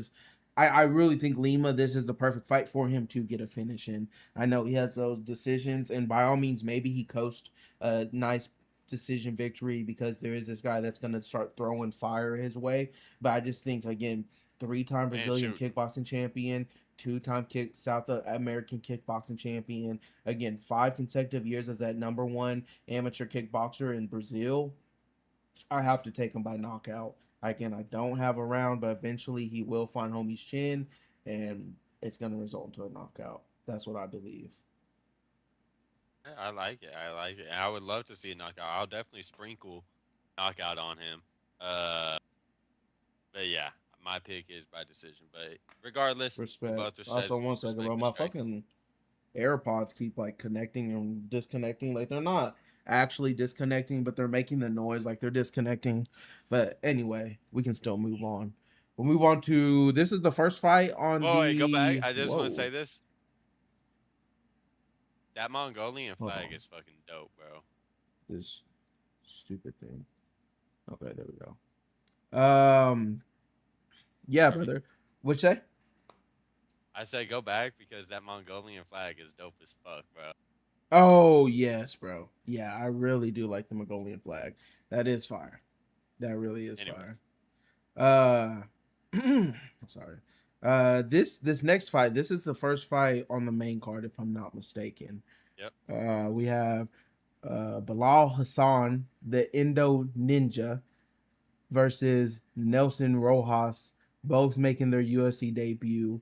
You got Hassan as a heavy. I said earlier who was that? That Ray was the heaviest favorite. I This forgot one about my is. boy Bilal Hassan. Yep, he's the heaviest favorite by far, -750 going. And when I looked, I edited this today because when I did this PowerPoint, it was 2 days ago. He was a -650 favorite. Now he's a -750 favorite. But yeah, he's coming in as a -750 versus Nelson On the Rojas as a. UFC website, now he's a minus 800. See, bro, it just keeps on racking up. And I Yeah. literally edited this maybe 30 minutes before we went live. I want ice Okay. cream. I want ice cream cake. That sounds fire, Jay. Hey, save me some because I've never had ice cream cake. That sounds delicious. But yeah, brother. This is Hassan's UFC debut. 9-0 record will do. That's why I love you. Or that's why I fuck with you. But 9-0 record, 7 wins by knockout, 1 win by sub. Only fight that went to decision was his first ever professional MMA fight.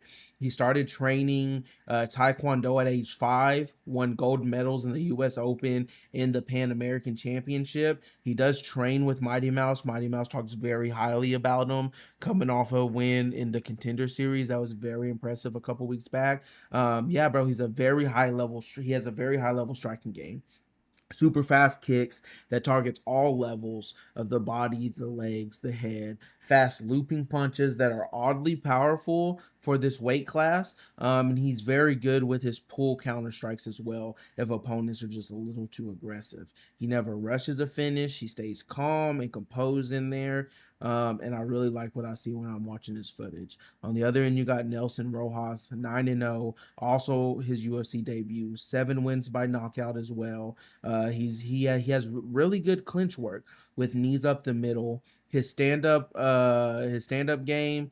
Uh, I said stand on. He stands on business, and he loves a good phone boost fight. He throws wild looping shots to look for the KO. We did not see him. We did see him hurt in his last fight, but he did show adversity and heart, and he outlasted his opponent, and he ended up winning by decision.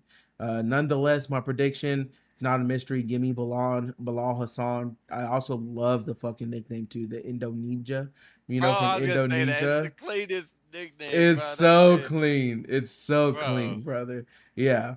Give me Bilal Hassan by round 1 or round 2 knockout. This is one that I actually put on there, round 1-2 on the thing. So give me round 1 or round 2 knockout. He is just far superior in the striking department. His distance management is better. He's more technical, he doesn't rush, and he has the more experience in martial arts. This one will be a breeze, and I see Bilal being a huge prospect in the UFC. Truly, I really loved what I saw from this dude. I really think he's going to be a huge problem coming into the flyweight division. Hopefully, they don't rush him. He's only 25 years old. He has time on his side.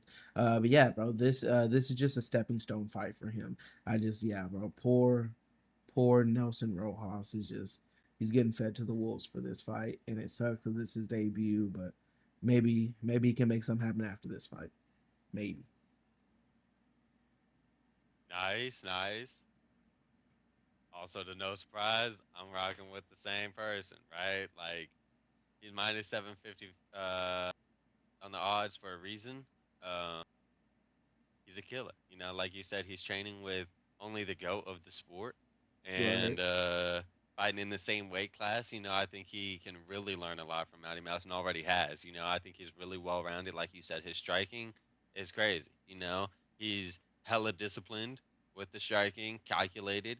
Um, whereas Nilsson, like you said, going a little too wild. These looping Yeah. shots, these crazy hooks. You know, these just it's specifically that, you know, the looping hooks. Like that this man fight like he in a cartoon sometimes, you know? Yeah, bro. Um I also have round one knockout because, and I actually had round two knockout, and as you were talking, I changed it to round one just because I was realizing I was like, wait a second, I forgot.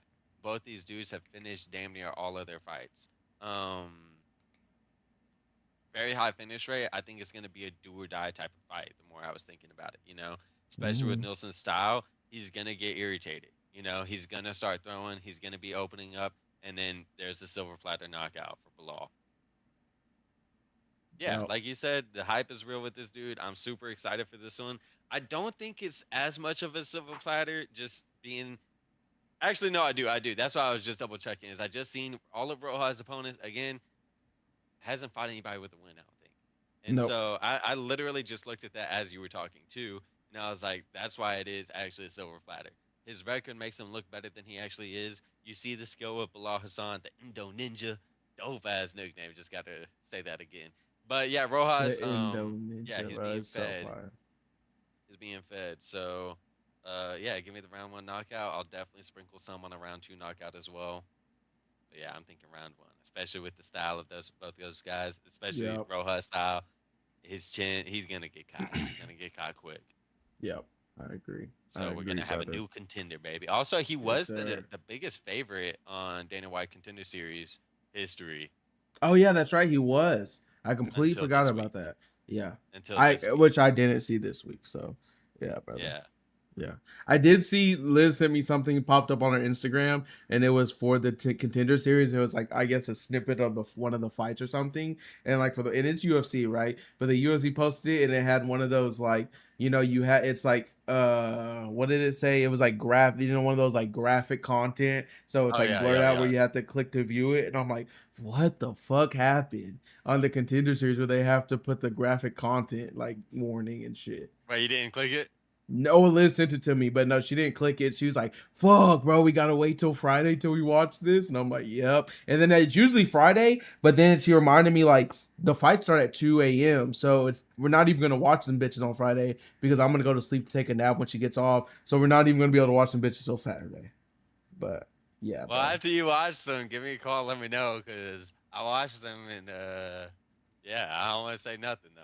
Yeah, So yeah, bro. I'll definitely fucking watch it. Oh yeah, bro. Like I said, like I love the contender series. I know I'm not alone.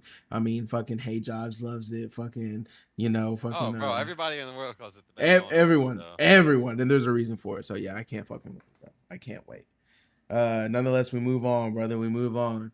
We got Louis C coming in as a minus 200 favorite, making his debut fight. I realized I kind of messed up because Levi Rodriguez, I put debut. It's not his debut fight for Levi Rodriguez Jr. He's actually 1-0 in the UFC, or 0-1 in the UFC. Um, but yeah, coming in as a plus 165 underdog. Both fighters, they love them a good stand and bang.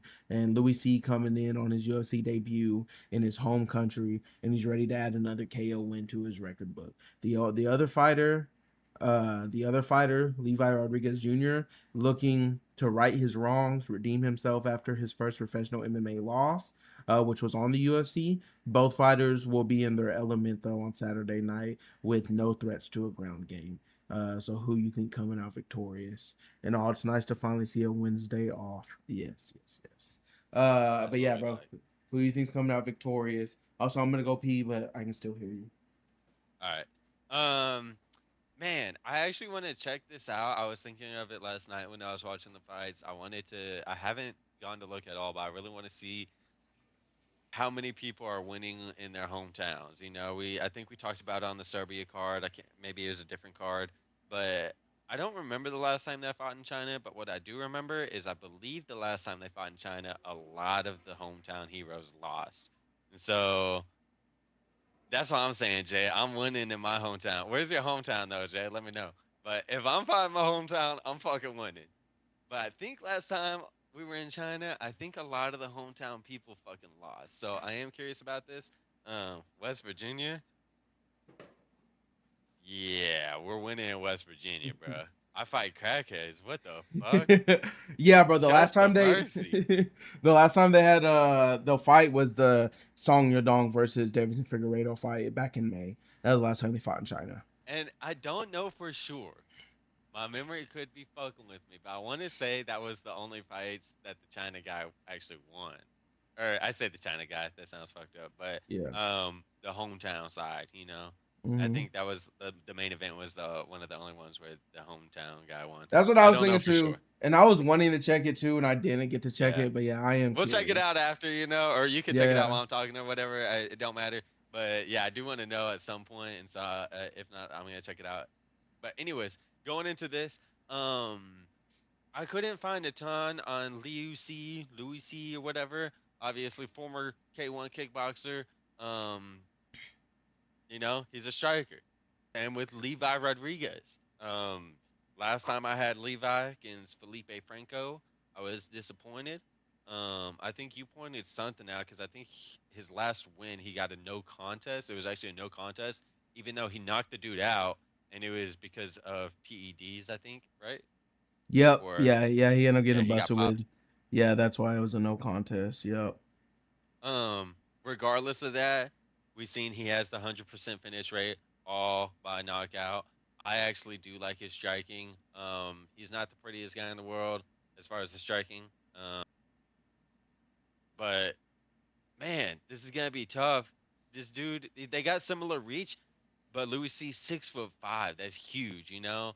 Regardless, I think I'm gonna give Levi another chance. I got him by round one knockout. I like his power. I said it before. I like his power. I like his striking. And even against Felipe Franco, I was worried. I was like, he did get popped. Maybe he's not going to be as strong. Hmm. Maybe he gonna lose some of that power. Maybe he gonna lose something. Like maybe some confidence. He lost the fight, but he did crack Felipe Franco multiple times. Yep. He didn't look bad in that. I don't think. I think he even immediately started contesting the loss right after he got finished. Yeah. He So questioned the stoppage. Yeah. you know, um, yeah, I'm gonna give him one more chance. He's still new to the scene up on the big stage, but I am gonna trust in the knockout power. I'm going with him by round one knockout. Respect. Respect. Let's see. Make sure I add this. Back in my prime, I fought men at bars.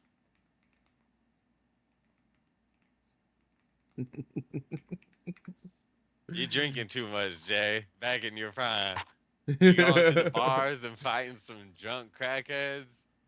Show some also, mercy. In West uh, Virginia, Also, brother, yeah, I looked at the card. Yeah, he was the only Song Yadong winning. He was the only Chinese man that won. The only exception, and it's not Chinese, was that Ray Suzura. He won by submission against Louis Groulet, but Ray Suzura is from Japan. But yeah, still there hometown though. was yeah, still Bro, that's yeah. what hey, look at my memory serving me right. One, two, three, four. Yep, Five. I Well, one was a remember. known contest, that Sumadarji fight, but yeah, five, six. There was six fights on there, including Song Yadong. There were seven fights on there that were Chinese fighters fighting out of China, and six of them lost. Dude, I'm like, that's what I remembered about that card. I was like, damn, these Yeah, motherfuckers can't get a win, bro. I know the can't crowd's get a pissed. win. Yeah, I could yeah, see a little bit of similarities here, this weekend. Not yeah. as bad. I don't think. Hold on, let me go down a little bit. Yeah, it's gonna happen a good amount. I think, Yeah, I based think on my picks. based off our picks, it'll happen a good amount as of right now, right? I have Cam Nelson beating a Chinese man. We both have Zhang Zhounan losing against Giuliano Palestri. We both have Zhao Long losing against Francisco Nusi. Uh, Ray, we have Ray winning again, but again, that's a Japanese That man. yeah yeah. And And then we got then Andre Lima beating the Mongolian though. yeah, we have Andre Lima beating the Mongolian. Bilal Hassan. This one I have Levy. I don't know who your pick is yet, but I have Levy on this one. Yeah. And then yeah, So we'll so continue far, down. But yeah, they're yeah, gonna have some Chinese losses this yeah, weekend for sure. yeah, brother. Yeah. Yeah, bro. Louis C. Yeah, bro. He's making his UFC debut. 3-1 record. All fights ending by KO, rather it's win or loss. He was supposed to fight Junior Tafa, but Tafa pulled out, so now he's fighting Levi Rodriguez Jr. He started training Sonda at age 13. He holds a professional kickboxing record of 18-3, 14 of those wins coming by knockout. He's a K1 open weight Grand Prix champion in 2023. He's a K1 cruiserweight champion, and he's a K1 fighter of the year back in 2024. So he looked very good in K1. Levi Rodriguez Jr., he is coming off his first professional MMA loss in his UFC debut. That was in July. So it is a little bit of a quick turnaround. He does have a 100% finish rate, all KOs. His Muay Thai striking, because he has a black belt, so he has really good Muay Thai striking. He started training at 12 after his psychologist recommended it to him because he had ADHD. Which is crazy. The psychologist is like, oh, you have ADHD? You should get into Muay Thai. But nonetheless, that's how he found Muay Thai. He does have a blue belt in BJJ, but he's almost entirely a striker. Just barely don't even think about the blue belt really. I did pick him to win in his last fight, but he lost due to just no defense in the takedowns, and he just has a horrible ground game. Both fighters, they love them a good stand and bang. So my prediction, give me Louis C. I got Louis C by round 1 KO. I could see around 2 KO. But seeing as it was, yeah, it's just gonna be standing. I think he gets it done in the first round. Both fighters' losses have been due to ground and pound. But ultimately I am taking Louis C because I just believe Levi's coming back way too soon, and he's taking the fight on 5-day notice, which isn't too much time to travel to China, cut weight all the way from Brazil, and get ready for a dangerous opponent. After suffering your first knockout loss. So that's kind of my main pick as far as why I'm going Louis C. But yeah. Fuck. I did not know that. Yeah, I don't think I researched this one as much as I should have for one. But yeah, I didn't know that he's taking on short notice, 5-day notice. Going all the way to China. That is not a short Yeah. trip. That is. Yeah. And I'm just thinking 5 days too because when I looked yesterday, this fight wasn't made. Or no, no, no, no. What's today? Today's Wednesday, Tuesday, So Monday Monday. probably. So Monday when I look, Regardless, oh, no, no, not when I, even just a yeah, couple days ago yeah, though. yeah. When I looked on Saturday, on Sunday, or yeah, it was Monday when I was doing the research. I looked on Monday, this fight wasn't made, and then Right. it got made on Tuesday, right? So that's when they announced it. So let's say they gave him the call on Monday. They asked him if he's cool. He said yes, and then by Tuesday they post it. Well, I was a pissed off drunk. Respect. Uh, yeah, he basically had from Monday to Friday to fly all the way to China, cut weight, and then get ready to fight this Chinese dude that doesn't have to travel at all. And he's just coming off a knockout. I understand that he protested it and he stood up and he fought like it wasn't like he got like knocked out cold, but nonetheless, it still was a knockout and he still got concussed. I mean, I looked it up in the concussion protocol, as the UFC says you at least have to wait 30 days before they allow you to fight again. That happened last month on the 18th. So he barely passed that 30-day mark. That does not mean that he could still have some lingering effects to it. So that's kind of why I'm low in on Louis C. If it wasn't for that, and it was fresh, and by all means he might be a fresh fighter, he may be completely fine, that's why he's taking it, I would probably lean towards Levi Rodriguez. Yeah, and actually, because you said that, I am gonna switch up on this one too. Um, just because also, yeah, Levy disappointed me in the past against Felipe Franco. He's obviously gonna be dangerous, but then as I'm looking, yeah, at Louis' history, his losses in kickboxing also are all by decision. He Mm-hmm. hasn't been finished. He's been finished by the ground and pound one. I saw that. I think we're fine. He's new to the MMA scene.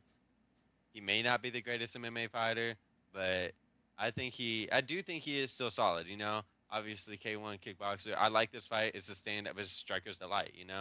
Uh, except yeah, I also don't think like Levy. He's not got the best technique. He's a lot of power. And yeah, I felt like I was really confident last time and he disappointed me. Mm-hmm. So after you saying that, especially it being in China, traveling that far, such short notice, against a guy that's 6'5" and a former K1 like legend. Yeah. Again, I'm not trying to buy too much into other promotions, but I do like K1 kickboxing, kickboxing in general. Like I fuck with the kickboxing guys. Yeah. So yeah, I am actually gonna switch up on this one. I'll go Louis C as well, and then I will go round one knockout as well, just because yeah, this one's gonna end in a knockout no matter what. Um, so yeah, I'm gonna switch up on this one. Okay. Respect. Respect, brother. We move on. We move on.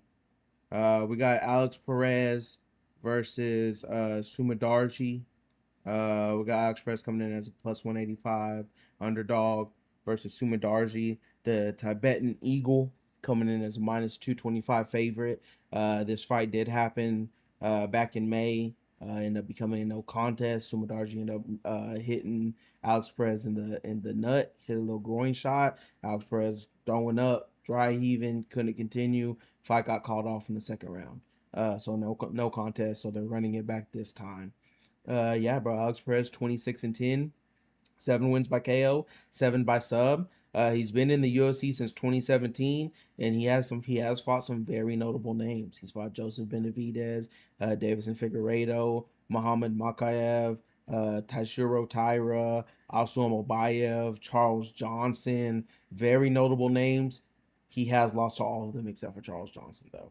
So he is ranked number 11 currently in the flyweight, and this is the true gatekeeper. I know earlier I said there was another flyweight that was Yep. gatekeeper. This boy Alex Perez is the true gatekeeper. All right, he does have a heavy wrestling style. He's been wrestling since sixth grade, and in his college he became a regional champion and he earned All American. His last fight was against Darji, as I mentioned. It was a no contest. Uh, yeah, bro. Prior to that nut shot, Sumadarji, Alex Perez was getting dominated by Sumadarji, and he even got dropped. So yeah, bro. On the other end, you got Sumadarji, 19-7 professional record, 13 wins by KO, 1 by sub. 6 out of 7 of his losses are also by sub. And yeah, he comes from a Sanda background. He started training at age 16. He does have very great footwork, a very long reach that he uses effectively, especially in the flyweight division. And as of recently, he's looked like he's in his physical prime. He is 30 years old. He has looked like he's in his physical prime of recently, and he's not really faced any adversity. His last fight was against Alex Perez, and he was dominating him prior to the nut shots. So my prediction: give me Sumadarji by round 2 knockout. Probably sprinkle a round 1 knockout as well. I just think Sue has just looked very elite as of late. Even in their last fight, he was crushing Perez with some heavy shots and he even dropped him. His weakness in the past was the takedown threat and him getting submitted, but as of late, he's fought off almost every takedown attempt coming his way in his last couple of opponents. And Perez has not had a submission victory since 2020. So I'm going to take Sumadarji round 2 knockout, and this is my lock. Okay. Okay. I like it. Cheap ass lock. Ain't gonna lie. Cheap ass lock. Kind of fucking. Hey, we already seen the fight. Like got a cheap ass lock. So Shut your ass up. obviously, you're not risking it like me. Your life's not like mine. Let's talk But about last but week. we talk about the present. We ain't talking about the past. Oh, yeah, you're right. My bad. Yeah, you're Yeah. right. My bad. All right. So, anyways, yeah, Sumadarji, yeah, he was. You could say dominating the last fight. He obviously dropped him. He was looking good. He was stopping takedowns. Alex Perez, like you said, I put the same thing. He's the gatekeeper of 125. He's like the definition of a gatekeeper. I think he's really good. His only losses are to like the cream of the crop. Um, he's got good pressure, mixes it up really well. But yeah, I mean, we've seen this fight already. We've seen it. Sumadarji is gonna stop the knockouts. He's gonna strike him, keep him at bay. Play the distance. He's gonna be a sniper here. And yeah, he got the big 6-inch reach advantage, and he was using it last time. He gonna use it again. He gonna chin Alex Perez. Alex Perez just got a little bit older since then. Um, yeah, I don't hate Alex Perez. He's just a gatekeeper in the division. I think he is a Mhm. solid fighter. He's got a lot of losses, but they are to the best fighters. So he is a good fighter, without a doubt. He's just not a great fighter. And Yeah. so Sumadarji, I'm not saying he's a great fighter, but he is going to be Alex Perez here. I think it is actually a good lock, solid lock. And yeah, I also got Sumadarji by round 2 KO. It looked like we were going to head there last time, you know? Yo, I will sprinkle some on his Sumadarji decision just because, again, Alex Perez, solid vet, very good. He is tough. Um, so I could see it going to decision, but regardless, I do got Sumadarji. So I'll sprinkle a little on decision, but I do got round 2 KO. respect, brother. Respect. Yes, sir. I'm with it. He got to Both bring on the it that. same He got to page. bring it home for the hometown. You know. Yes, sir. He's bringing it home. I like it. We move on.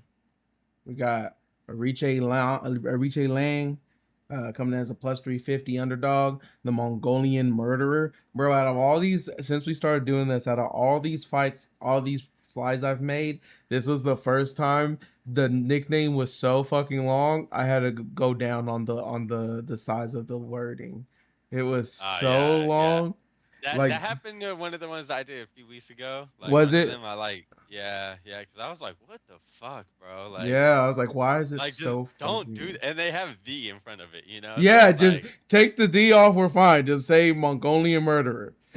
You're fine. Good God. we'll Anyway, throw the D in there. yeah. We got Richard Lang plus 350 underdog coming up against Kaya Sakura, making his debut over in bantamweight, moving up from 125 as a minus 450 favorite. You know what I'm saying? You have we have the Mongolian murderer versus someone with grenades in his hand. Both fighters love them a good scrap and they like to keep the fight standing. Ariche Long looking to welcome Kaya Sakura to the bantamweight division in a rude way with his elite stand-up game. Kaya Sakura has always been fighting two battles, the weight cut and the actual fight itself. But now he doesn't have to struggle with making the weight as he moves up to 135. But he will be bringing his championship level striking and his heavy hands with him. So will reaching along bring himself back to the win column against a dangerous striker, or will Kaya Sakura show he is finally home and fits in nicely in the bantamweight division? Uh, you know who we rocking with, baby. I You do think know. this is his second fight in bantamweight, though. He did fight Cameron Smotherman, I believe, and that was on the last card. Let me check that real quick, but I think that was a bantamweight, and it was. Yeah. So this is his second fight at bantamweight. He got the KO win in his first fight at bantamweight. I think this is his division. Like you said, he was struggling with the weight cut before, 125 pounds, not easy to make. Um, his losses also solid fighters. I don't love the Tim Elliott loss. That did not good. You know, he got Yep. two submission losses, one to Tim Elliott, one to the champ. Or sorry, the former champ, Pantoja. Um, two of his knockout losses are to Horiguchi and Manel Kape. You know, it's been years since both of them, but we know who these guys are. We know what they're capable of. They just fought each other, actually. Obviously, Horiguchi getting knocked out by Kape. Kape's got some of the best hands, not just in the division, but the UFC. Mm. Yeah. How you say this guy's name? You said it really well. Who Ariche Long? Or Richalan. Richalan, the Yep. Mongolian murderer. My guy has beat Cody Gibson. You know? Hey, bruh. I hate Cody Gibson, bruh. I hate So Cody. I just someone had had to to throw beat that him. in there. Yeah. I hate Cody Gibson. You know? Alright. Um now I reach Mongolian murder, he got solid striking, um, good striking. Kaya Sakura got that elite striking opinion, you know. I do got Kaya Sakura by round one knockout. Thing is, Kai does have a bit of an open guard. He's very hittable, but he's fast as fuck. He's got nasty leg kicks, and yeah, he's just gonna be the better striker out there. It's gonna be some Japanese on Chinese violence. Uh, and yeah, this should be a silver platter knockout win for Kaya Sakura. So yeah, give me round one knockout. Don't sprinkle nothing on nothing. Round one knockout. Roman knockout. All right. All right. Respect. Yeah, brother. Yeah. I mean Ariche Long, again, he is really decent in this weight class. 26-13 record, 9 wins by knockout, one by sub. He is coming off his first knockout loss in 3 years, which was against Cody Haddon. It was Um, soft. It was soft, bro. It Let me was. just add that it was a soft at look. The knee to the It. body, Yeah. I It hit was the like, knee to the body way harder than that motherfucker. You oh know, like, god. Yeah. all right, Yeah. He comes from a Sonda background. He's captured a couple titles on the regional level. You know, he has a decent stand up. Although he has a Sonda background, he almost shows more of a karate stance, like an MVP style stance, right? When he fights, he does struggle with wrestlers, but on the stand up, he'll be the better fighter and he'll win minutes. Yeah, on the other end, you got Kaya Sakura, 22-6, 14 wins by KO, 3 by sub, former Risen champion. Started fighting as a kid with his brother in just street fights when he was super young, right? He'd even fight his own brother, his own older brother, in the streets a couple times. He dabbled in sumo and karate when he was in elementary school. He eventually landed in Zendokai Dojo, which is essentially a karate hybrid where they mix in grappling, takedowns, and submissions. And then he ended up getting his black belt in that. He also has a purple belt in BJJ. Although he has a grappling and submission credentials, he's almost entirely a striker, though. So yeah, he has a very quick and powerful strikes, always throwing 2-3 punch combos at these awkward angles. He does struggle with the ground game, but his opponent on Saturday, Ariche Long, he just loves to just stand and strike as well. So his last takedown attempt was 3 years ago. So he really has just kind of fallen in love with that was his attempt. So yeah, he's really fallen in love with his striking. So yeah, out of the 3 losses that Kaya Sakura has, 4 of them are by notable names. I threw Tim Elliott in there. Obviously, you have Pantoja, Horiguchi, Manel Cop. What's up? I was just gonna say the two of those losses against Manel Cop and Horiguchi. I forgot to say he's also beat both of them. Just for the Yeah, record. that is true. He's also beat both of them. And so yeah, bro, 4 out of his 6 losses have been against champions. So that's a very impressive record when you look at the losses. My prediction: I got Kaya Sakura round 2 knockout. I will be sprinkling the round 1 knockout. I believe Kaya Sakura is the faster striker with heavy hands. And he will, and we have seen Orichi Long chinned as of late.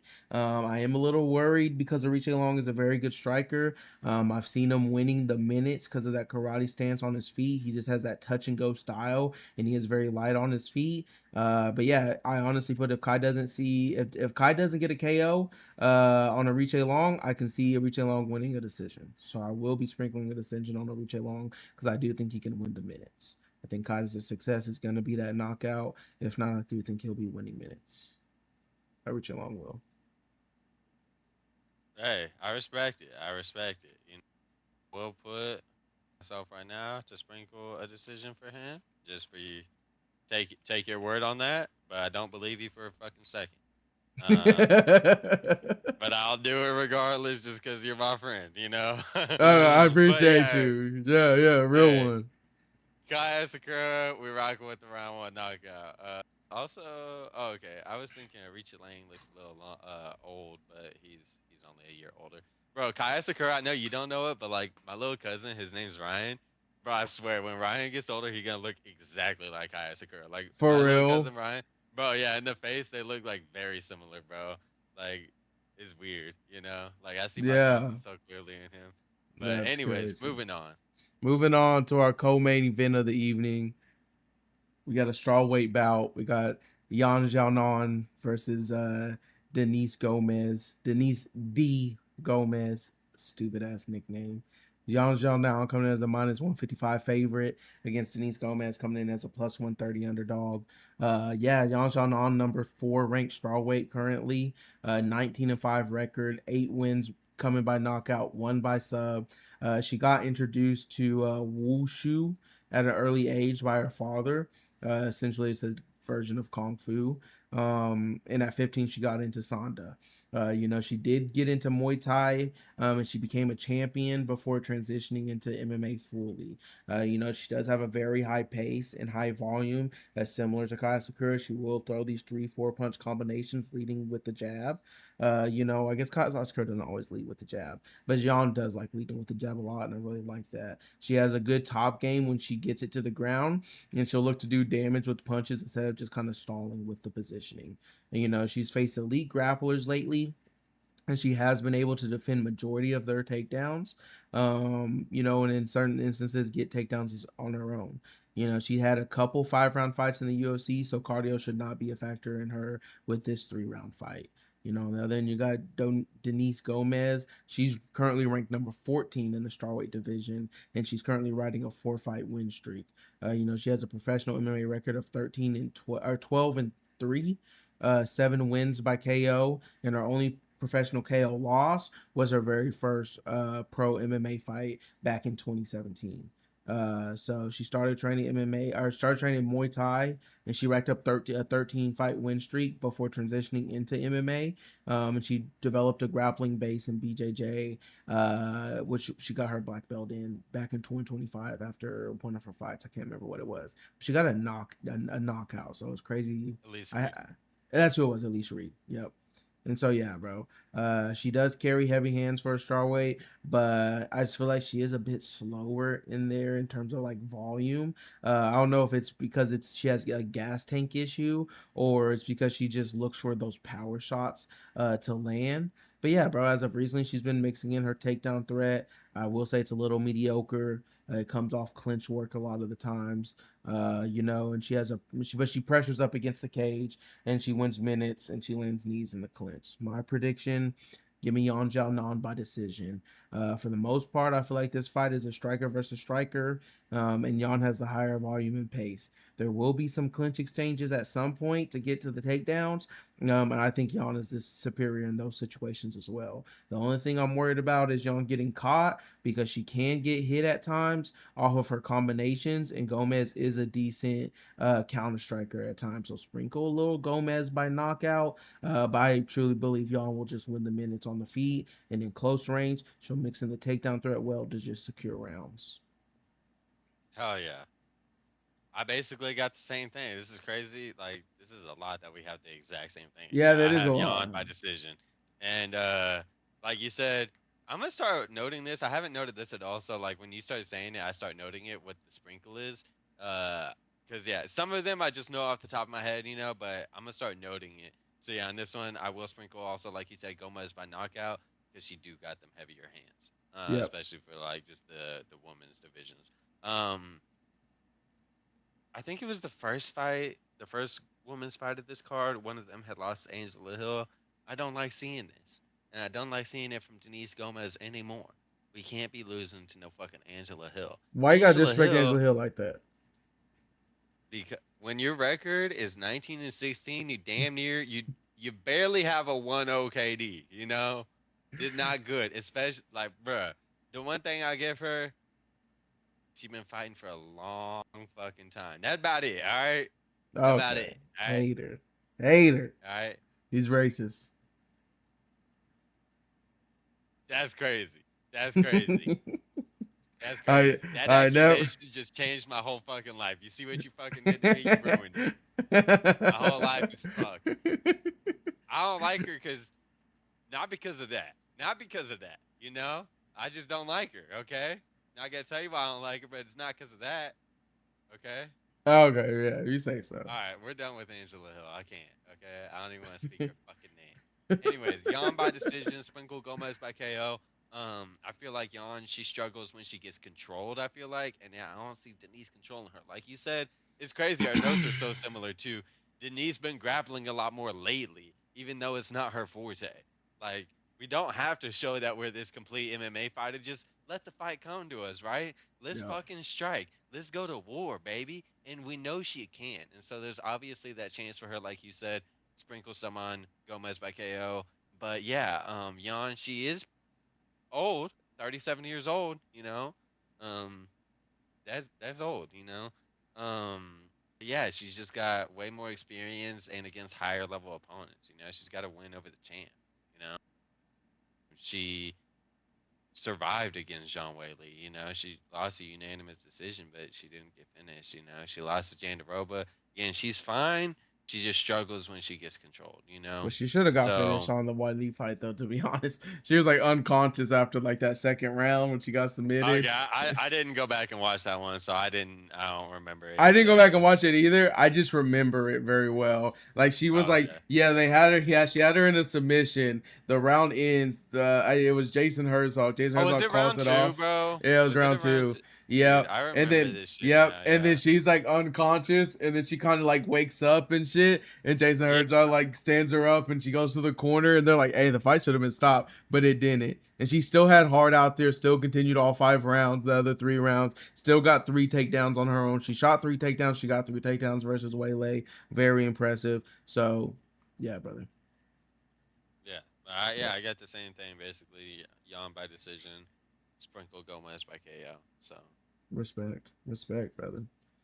We move on to the main event of the fucking evening. Well, I guess of the morning, right? We got the bantamweight bout. Umar Nurmagomedov coming in as a heavy minus 150, minus 500 favorite against the Kung Fu Kid Song Yadong coming in as a plus 375 underdog. Yeah, brother. Umar's looking to just make it 3 wins in a row now. Prove why he should be next in line for the title shot, right? Song Yadong looking to make a huge upset and become the second person to solve this puzzle of Umar Nurmagomedov. You know, Umar's been looking like a steam engine, chugging his way through competition, still hungry as ever to get that gold wrapped around his waist. Song Yadong, yeah, he just barely came up short in the past when the spotlight's on him and he's just one step closer to title contention. You know, like when he faced Sean O'Malley, he faced Peter Yan, he faced Corey Sandhagen.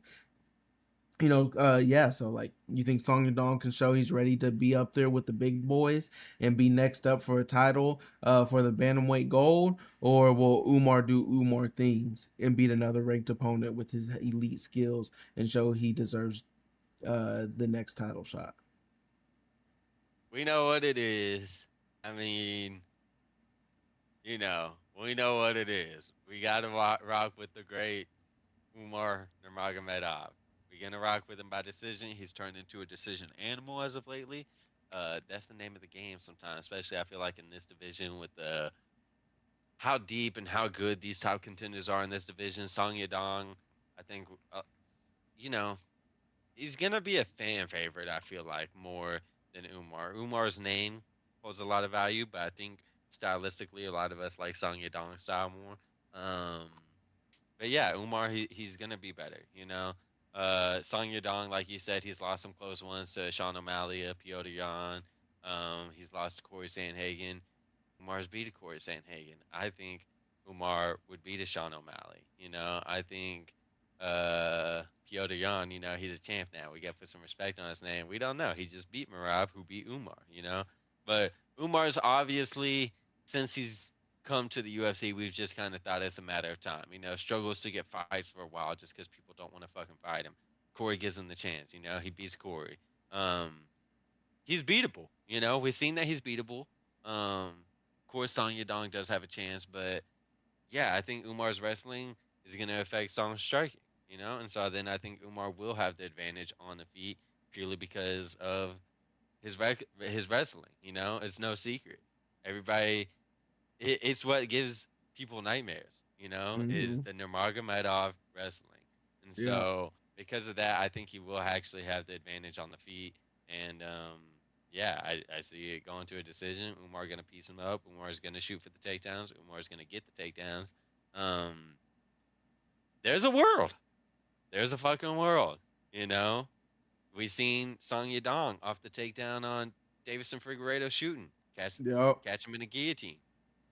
There's a fucking world. Umar leaves his head open there. Umar does.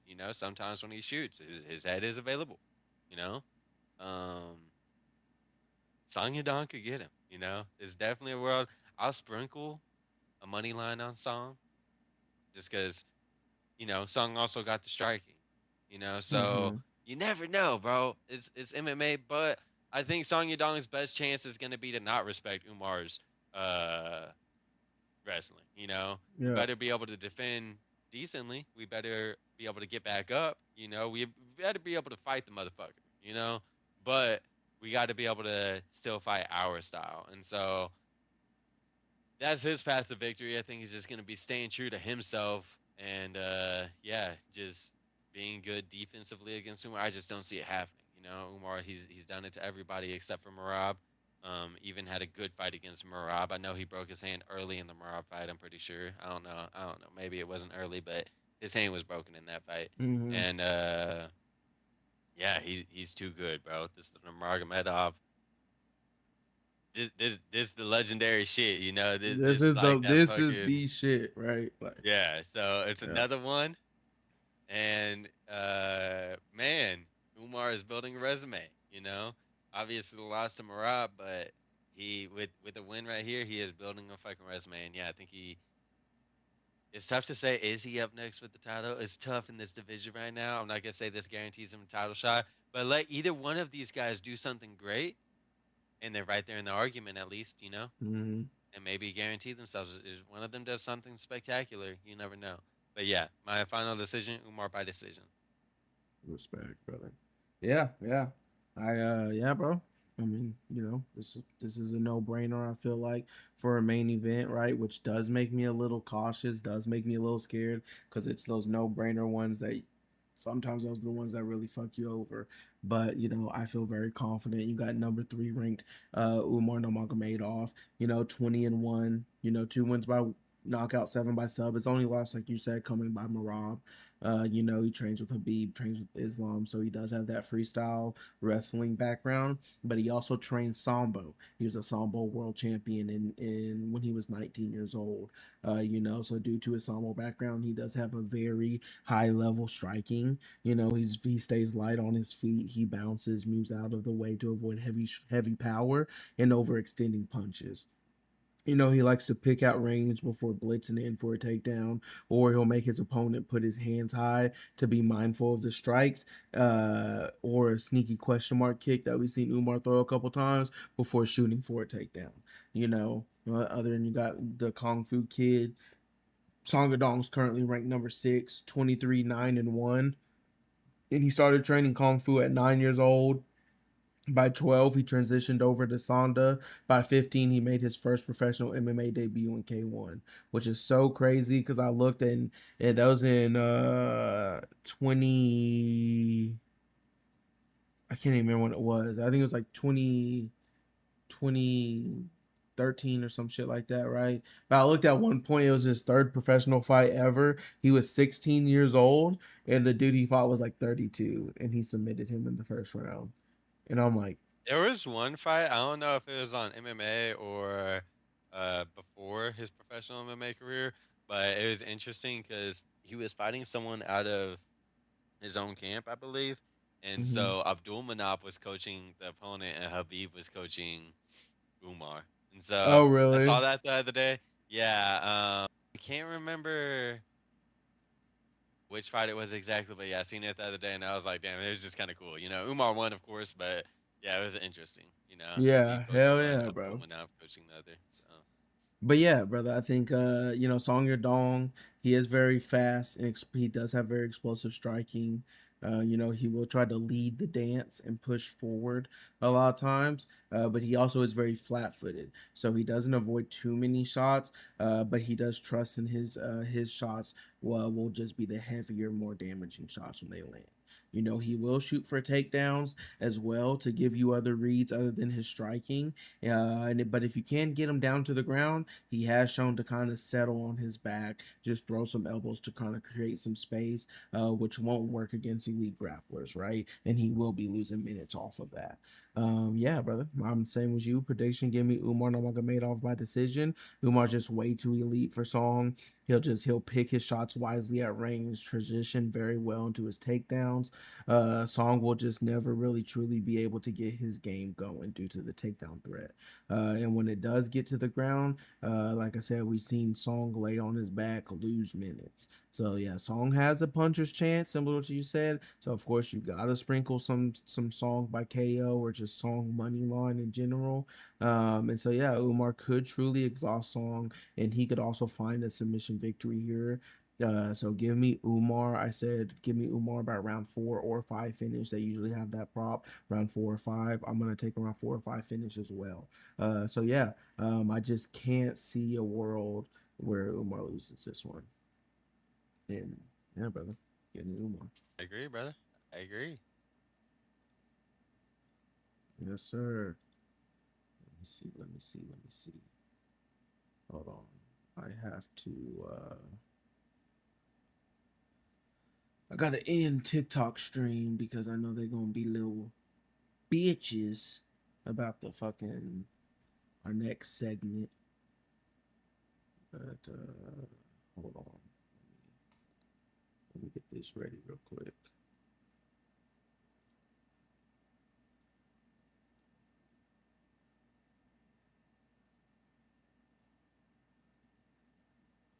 Yeah, but we did have a pretty decent amount of fights the same this time around, which I ain't mad at. Which I ain't mad at. Because, yeah, with some of these fights, I just felt like some of them were a little close, where I was definitely taking some underdogs in some of these fights.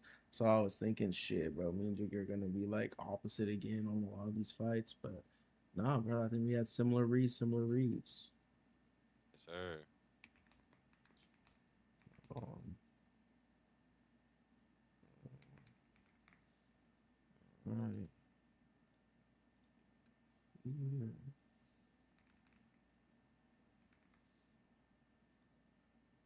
What the fuck is this?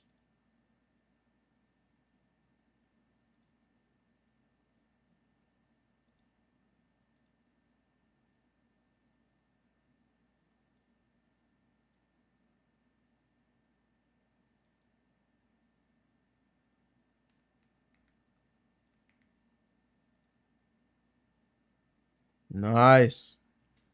The image is generated.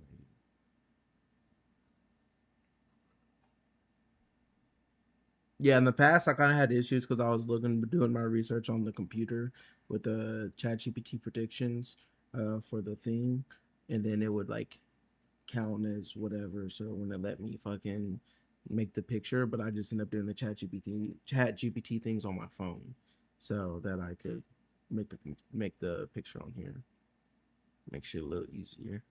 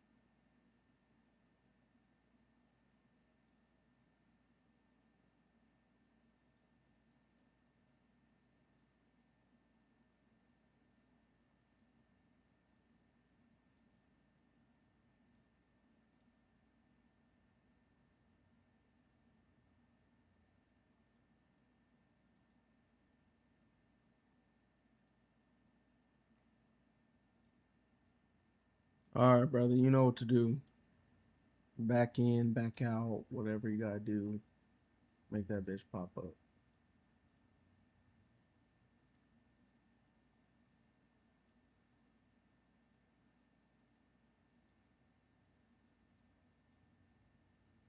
We got it. Nice. Nice, nice, nice. Uh, yes, Uh, sir. yes, sir. Before we get into this, let's just point out for the first time since me and Jig started this podcast, I'm finally one up on Jiggy. 49-23 looks so much better than 48-24. I can tell you that much. Man, so much better. I can barely hear you from all the way up there. You know, God, I have a fucking, I guess you call it 2.0 KD. You know, you got like a 2.01. You know, just Yeah, like right yeah. above me. You're like You right know, there, you know what I'm saying? But the locks, we're both 5-1. It's you lost last week, I lost the week before that. It's time for us to come back. 10 This and is 2 total. Honestly, I don't love it since it's our locks. I wish we stayed undefeated longer. me I too. don't know. It's locks, you know. We're gonna see as time goes on how solid our lock picks are. But 5-1, I'm not mad on it. I just wish we were. Let's get to 10-1. You know, let's get Yeah, to a yeah. Once we get to fucking. yeah, You know, we want a high percentage for this so that we can let these double legs be hit. You know. yeah, So I fucked it up last week. You fucked it up the week before. We're done fucking it up for multiple weeks from here on out. yeah. Now we're fucking locked in for the fucking locks. So let's get this shit. Let's get it fucking right. Let's make some fucking money. Yes, Holy sir. shit. So we start off, brother. We got Ding Ming versus Cam Nelson. I got Cam Nelson by decision. You have Cam Nelson by round 2 sub. Chad got Ding Ming by decision. Chad's starting off rough with a little Ding Ming Chat, decision. we seen Chat's record last week. You see Chat's record so far 13-11. We thought Chat was a genius. Chat a fucking idiot sometimes. You Chad know? is a fucking casual. Yeah, for real. Casual. Second fight we got Zhang Jingnan versus Julia Psycho Pilastri. Obviously, both of us rocking with Pilastri. We got by decision. Again, chat has been drinking. It's Wednesday, chat. It's Wednesday. Got got Zhang Jingnan by decision. Disappointment. This a fucking pointer, bro. Next, we got Lawrence Louis versus Hector Santiago. I got Hector Santiago round 2 knockout. You got Hector Santiago round 1 knockout.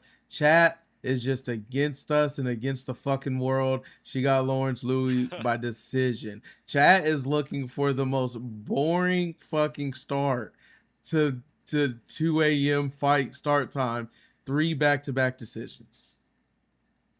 This one, you know, obviously Lawrence Louis, I was rocking with him with chat, so I don't blame chat for that. Obviously, we're real fight fans. We're rocking with Hector. You know, fuck Mm-hmm. chat. That's 3 in a row. Hell no. We're gonna make it 4 right here. We got Zhao Long, Francesco, Newsy. You got round 1 knockout. I got round 2 knockout. Both for Newsy. Chat, Zhao Long by decision. What the fuck? What the fuck are we 4 in talking a about? row? 4 in a fucking row. Damn it, chat. Fuck. Next, we got Jack Jenkins versus Sean Woodson. I got Jack Jenkins round 3 knockout. You got Sean Woodson decision. Chat at least agrees with one of us, but it's the dumber of the two. He also got Sean Woodson by decision. This is my log. I don't think it's that dumb. I see the danger in Jack Jenkins. I hear you. I could see it. You know, the leg kicks are gonna be there. Um, yeah, that's my lock. We need our lock record to be good for the sake of the locks. We need Max to go down. We need you to lose this one. For the sake For of the this to be locks, you're right. for the sake of the locks. You know. Next fight, Ray Saruya versus Kevin Borjas.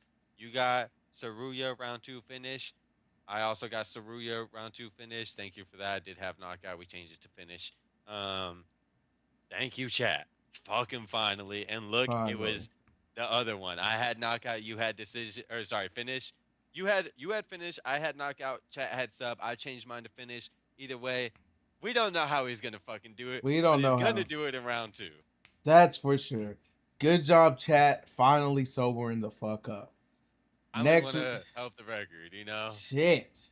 We got Namsray Batbara Batbara versus Andre Lima. I got Andre Lima by knockout. You have Andre Lima by decision. Chat. I just gave you your fucking flowers. Why do we have Nomstray by round two sub? I'm so upset by that because this was my backup lock. This is your lock. And Again, this for is the my sake of the lock. locks, even if I did have the opponent, we'd be rocking with you because of the lock, you know? Like, it's Mm-hmm. one of those, like, double-edged swords, right? Mm-hmm. Um, Come on, bro. This is my backup lock. This is Andre Lima all day, you know? Chess drunk. That's Um, going off that yik yak. Next we got Bilal Hassan versus Nelson Rojas. This one obvious. You got round one, round two knockout. I got round one knockout. Chad got round two knockout. We can't Yep. fucking It's decide, but obvious. Bilal Hassan gonna get his knockout, you know? Yep. So if anything, just throw it on a knockout and you're gonna make some money. Yep. Easy money. Easy. Uh Yeah, bro. I got next fight. We got Louis C versus Levi Rodriguez Jr. I got Louis C round one knockout. You got Louis C round one knockout. Chat got Louis C round two knockout. She thinks it extends to the second. I honestly can't be too mad at that. Nonetheless, put some money on Louis C by knockout. You're gonna make some good cashola. Hey, I'm glad I switched up on that one, especially with what you told me. And especially now, we're looking at it, of course. Now we're about to go back. Chad started drinking again. Next fight, Alex Perez versus Sumadarji. You got Sumadarji round two knockout. I got Sumadarji round two knockout. How the fuck this Chad got Alex Perez by Chat decision? is now crossfaded. The drunkenness Like, wasn't enough. She hit the blizzard, and now she got Alex Perez for some reason. Keep in mind, I told you during the thing I had Sumar Darji as my lock. I end up changing it to Andre Lima for one reason and one reason only, because the last name is Lima, and that's like me and Lizzie's little name, right? wait, the last name is Lima. Oh, Andre oh, oh, Lima. oh, for Andre Lima. Sorry, sorry, sorry. Yeah, yeah, Yeah. yeah. So that's why I changed the lock. And so yeah, bro. It's crazy. It is so crazy that for some reason chat thinks Alex Perez can get it done. I'm We clueless. saw the fight already. We saw it already. We literally Like, saw the fight. What are we fucking doing? Whatever. Um I think I might have made a boo-boo no, cuz it's all good. It's all good. I like this matchup a lot. This is a striker's delight. it is a striker's delight. We got Kai Asakura versus Kai Asakura. Who is gonna win? No, we got Kai Asakura versus Arichi Long. Uh, all of us have Kai Asakura. Me and Chad got round two knockout. You have round one knockout. I guess that's why we're thinking Kai Asakura. That's why, we don't have much of an option there, clearly. Um, Yan Xiaonan versus Denise Gomez. Horrible nickname, by the way. Forgot to mention that. D, you Yeah, said it, but fucking, come on. so stupid. Yan Xiaonan by decision. Yan Xiaonan by decision. Yan Xiaonan by decision. There's nothing else to it. That's what There's it nothing else is. to it. Looking good. Umar Nurmagomedov versus Song Yadong. Uh, Umar by decision. Umar by decision. And Umar by decision. Listen, make sure y'all are awake because the next two, the co-main and main, they're gonna get you ready for bed. You're gonna be ready to go memes after these fights. But nonetheless, me, you, chat, we're both seeing the exact same thing on the co-main and the main. Let's lock in and make some money. Yes, sir. Hey, make sure y'all put the two-leg parlay on the locks. Andre Lima, Sean Woodson, just the money lines. Take it. If you wanna throw in another one, do Andre Lima by KO and do Sean Woodson. I would say by decision. Chad says by decision. Obviously, you got Jack Jenkins. But Andre Lima, even if you wanna, I like to mix it up sometimes. I would honestly take an Andre Lima knockout and just a Sean Woodson money line. I like laying those Yeah. ones like that sometimes. So And if I'm being honest, if you really want to make it spicy, really want to make some extra cashola, take Andre Lima money line, take Sean Woodson money line, and go ahead and throw a Sumadarji money line on there too. like that. I like that. That's a good one.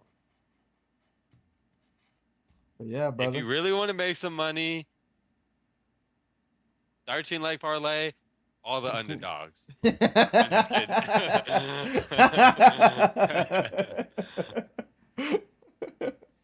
Nah, for real uh, though, put in them fucking 2 leg parlays on the locks.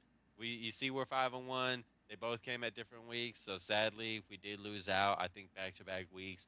We're pissed off. We want our fucking money back. We're locked in this week. yes, sir. Yes, sir. Nonetheless, y'all stay blessed. Y'all stay beautiful. We'll catch y'all next week. Yes, sir. Peace.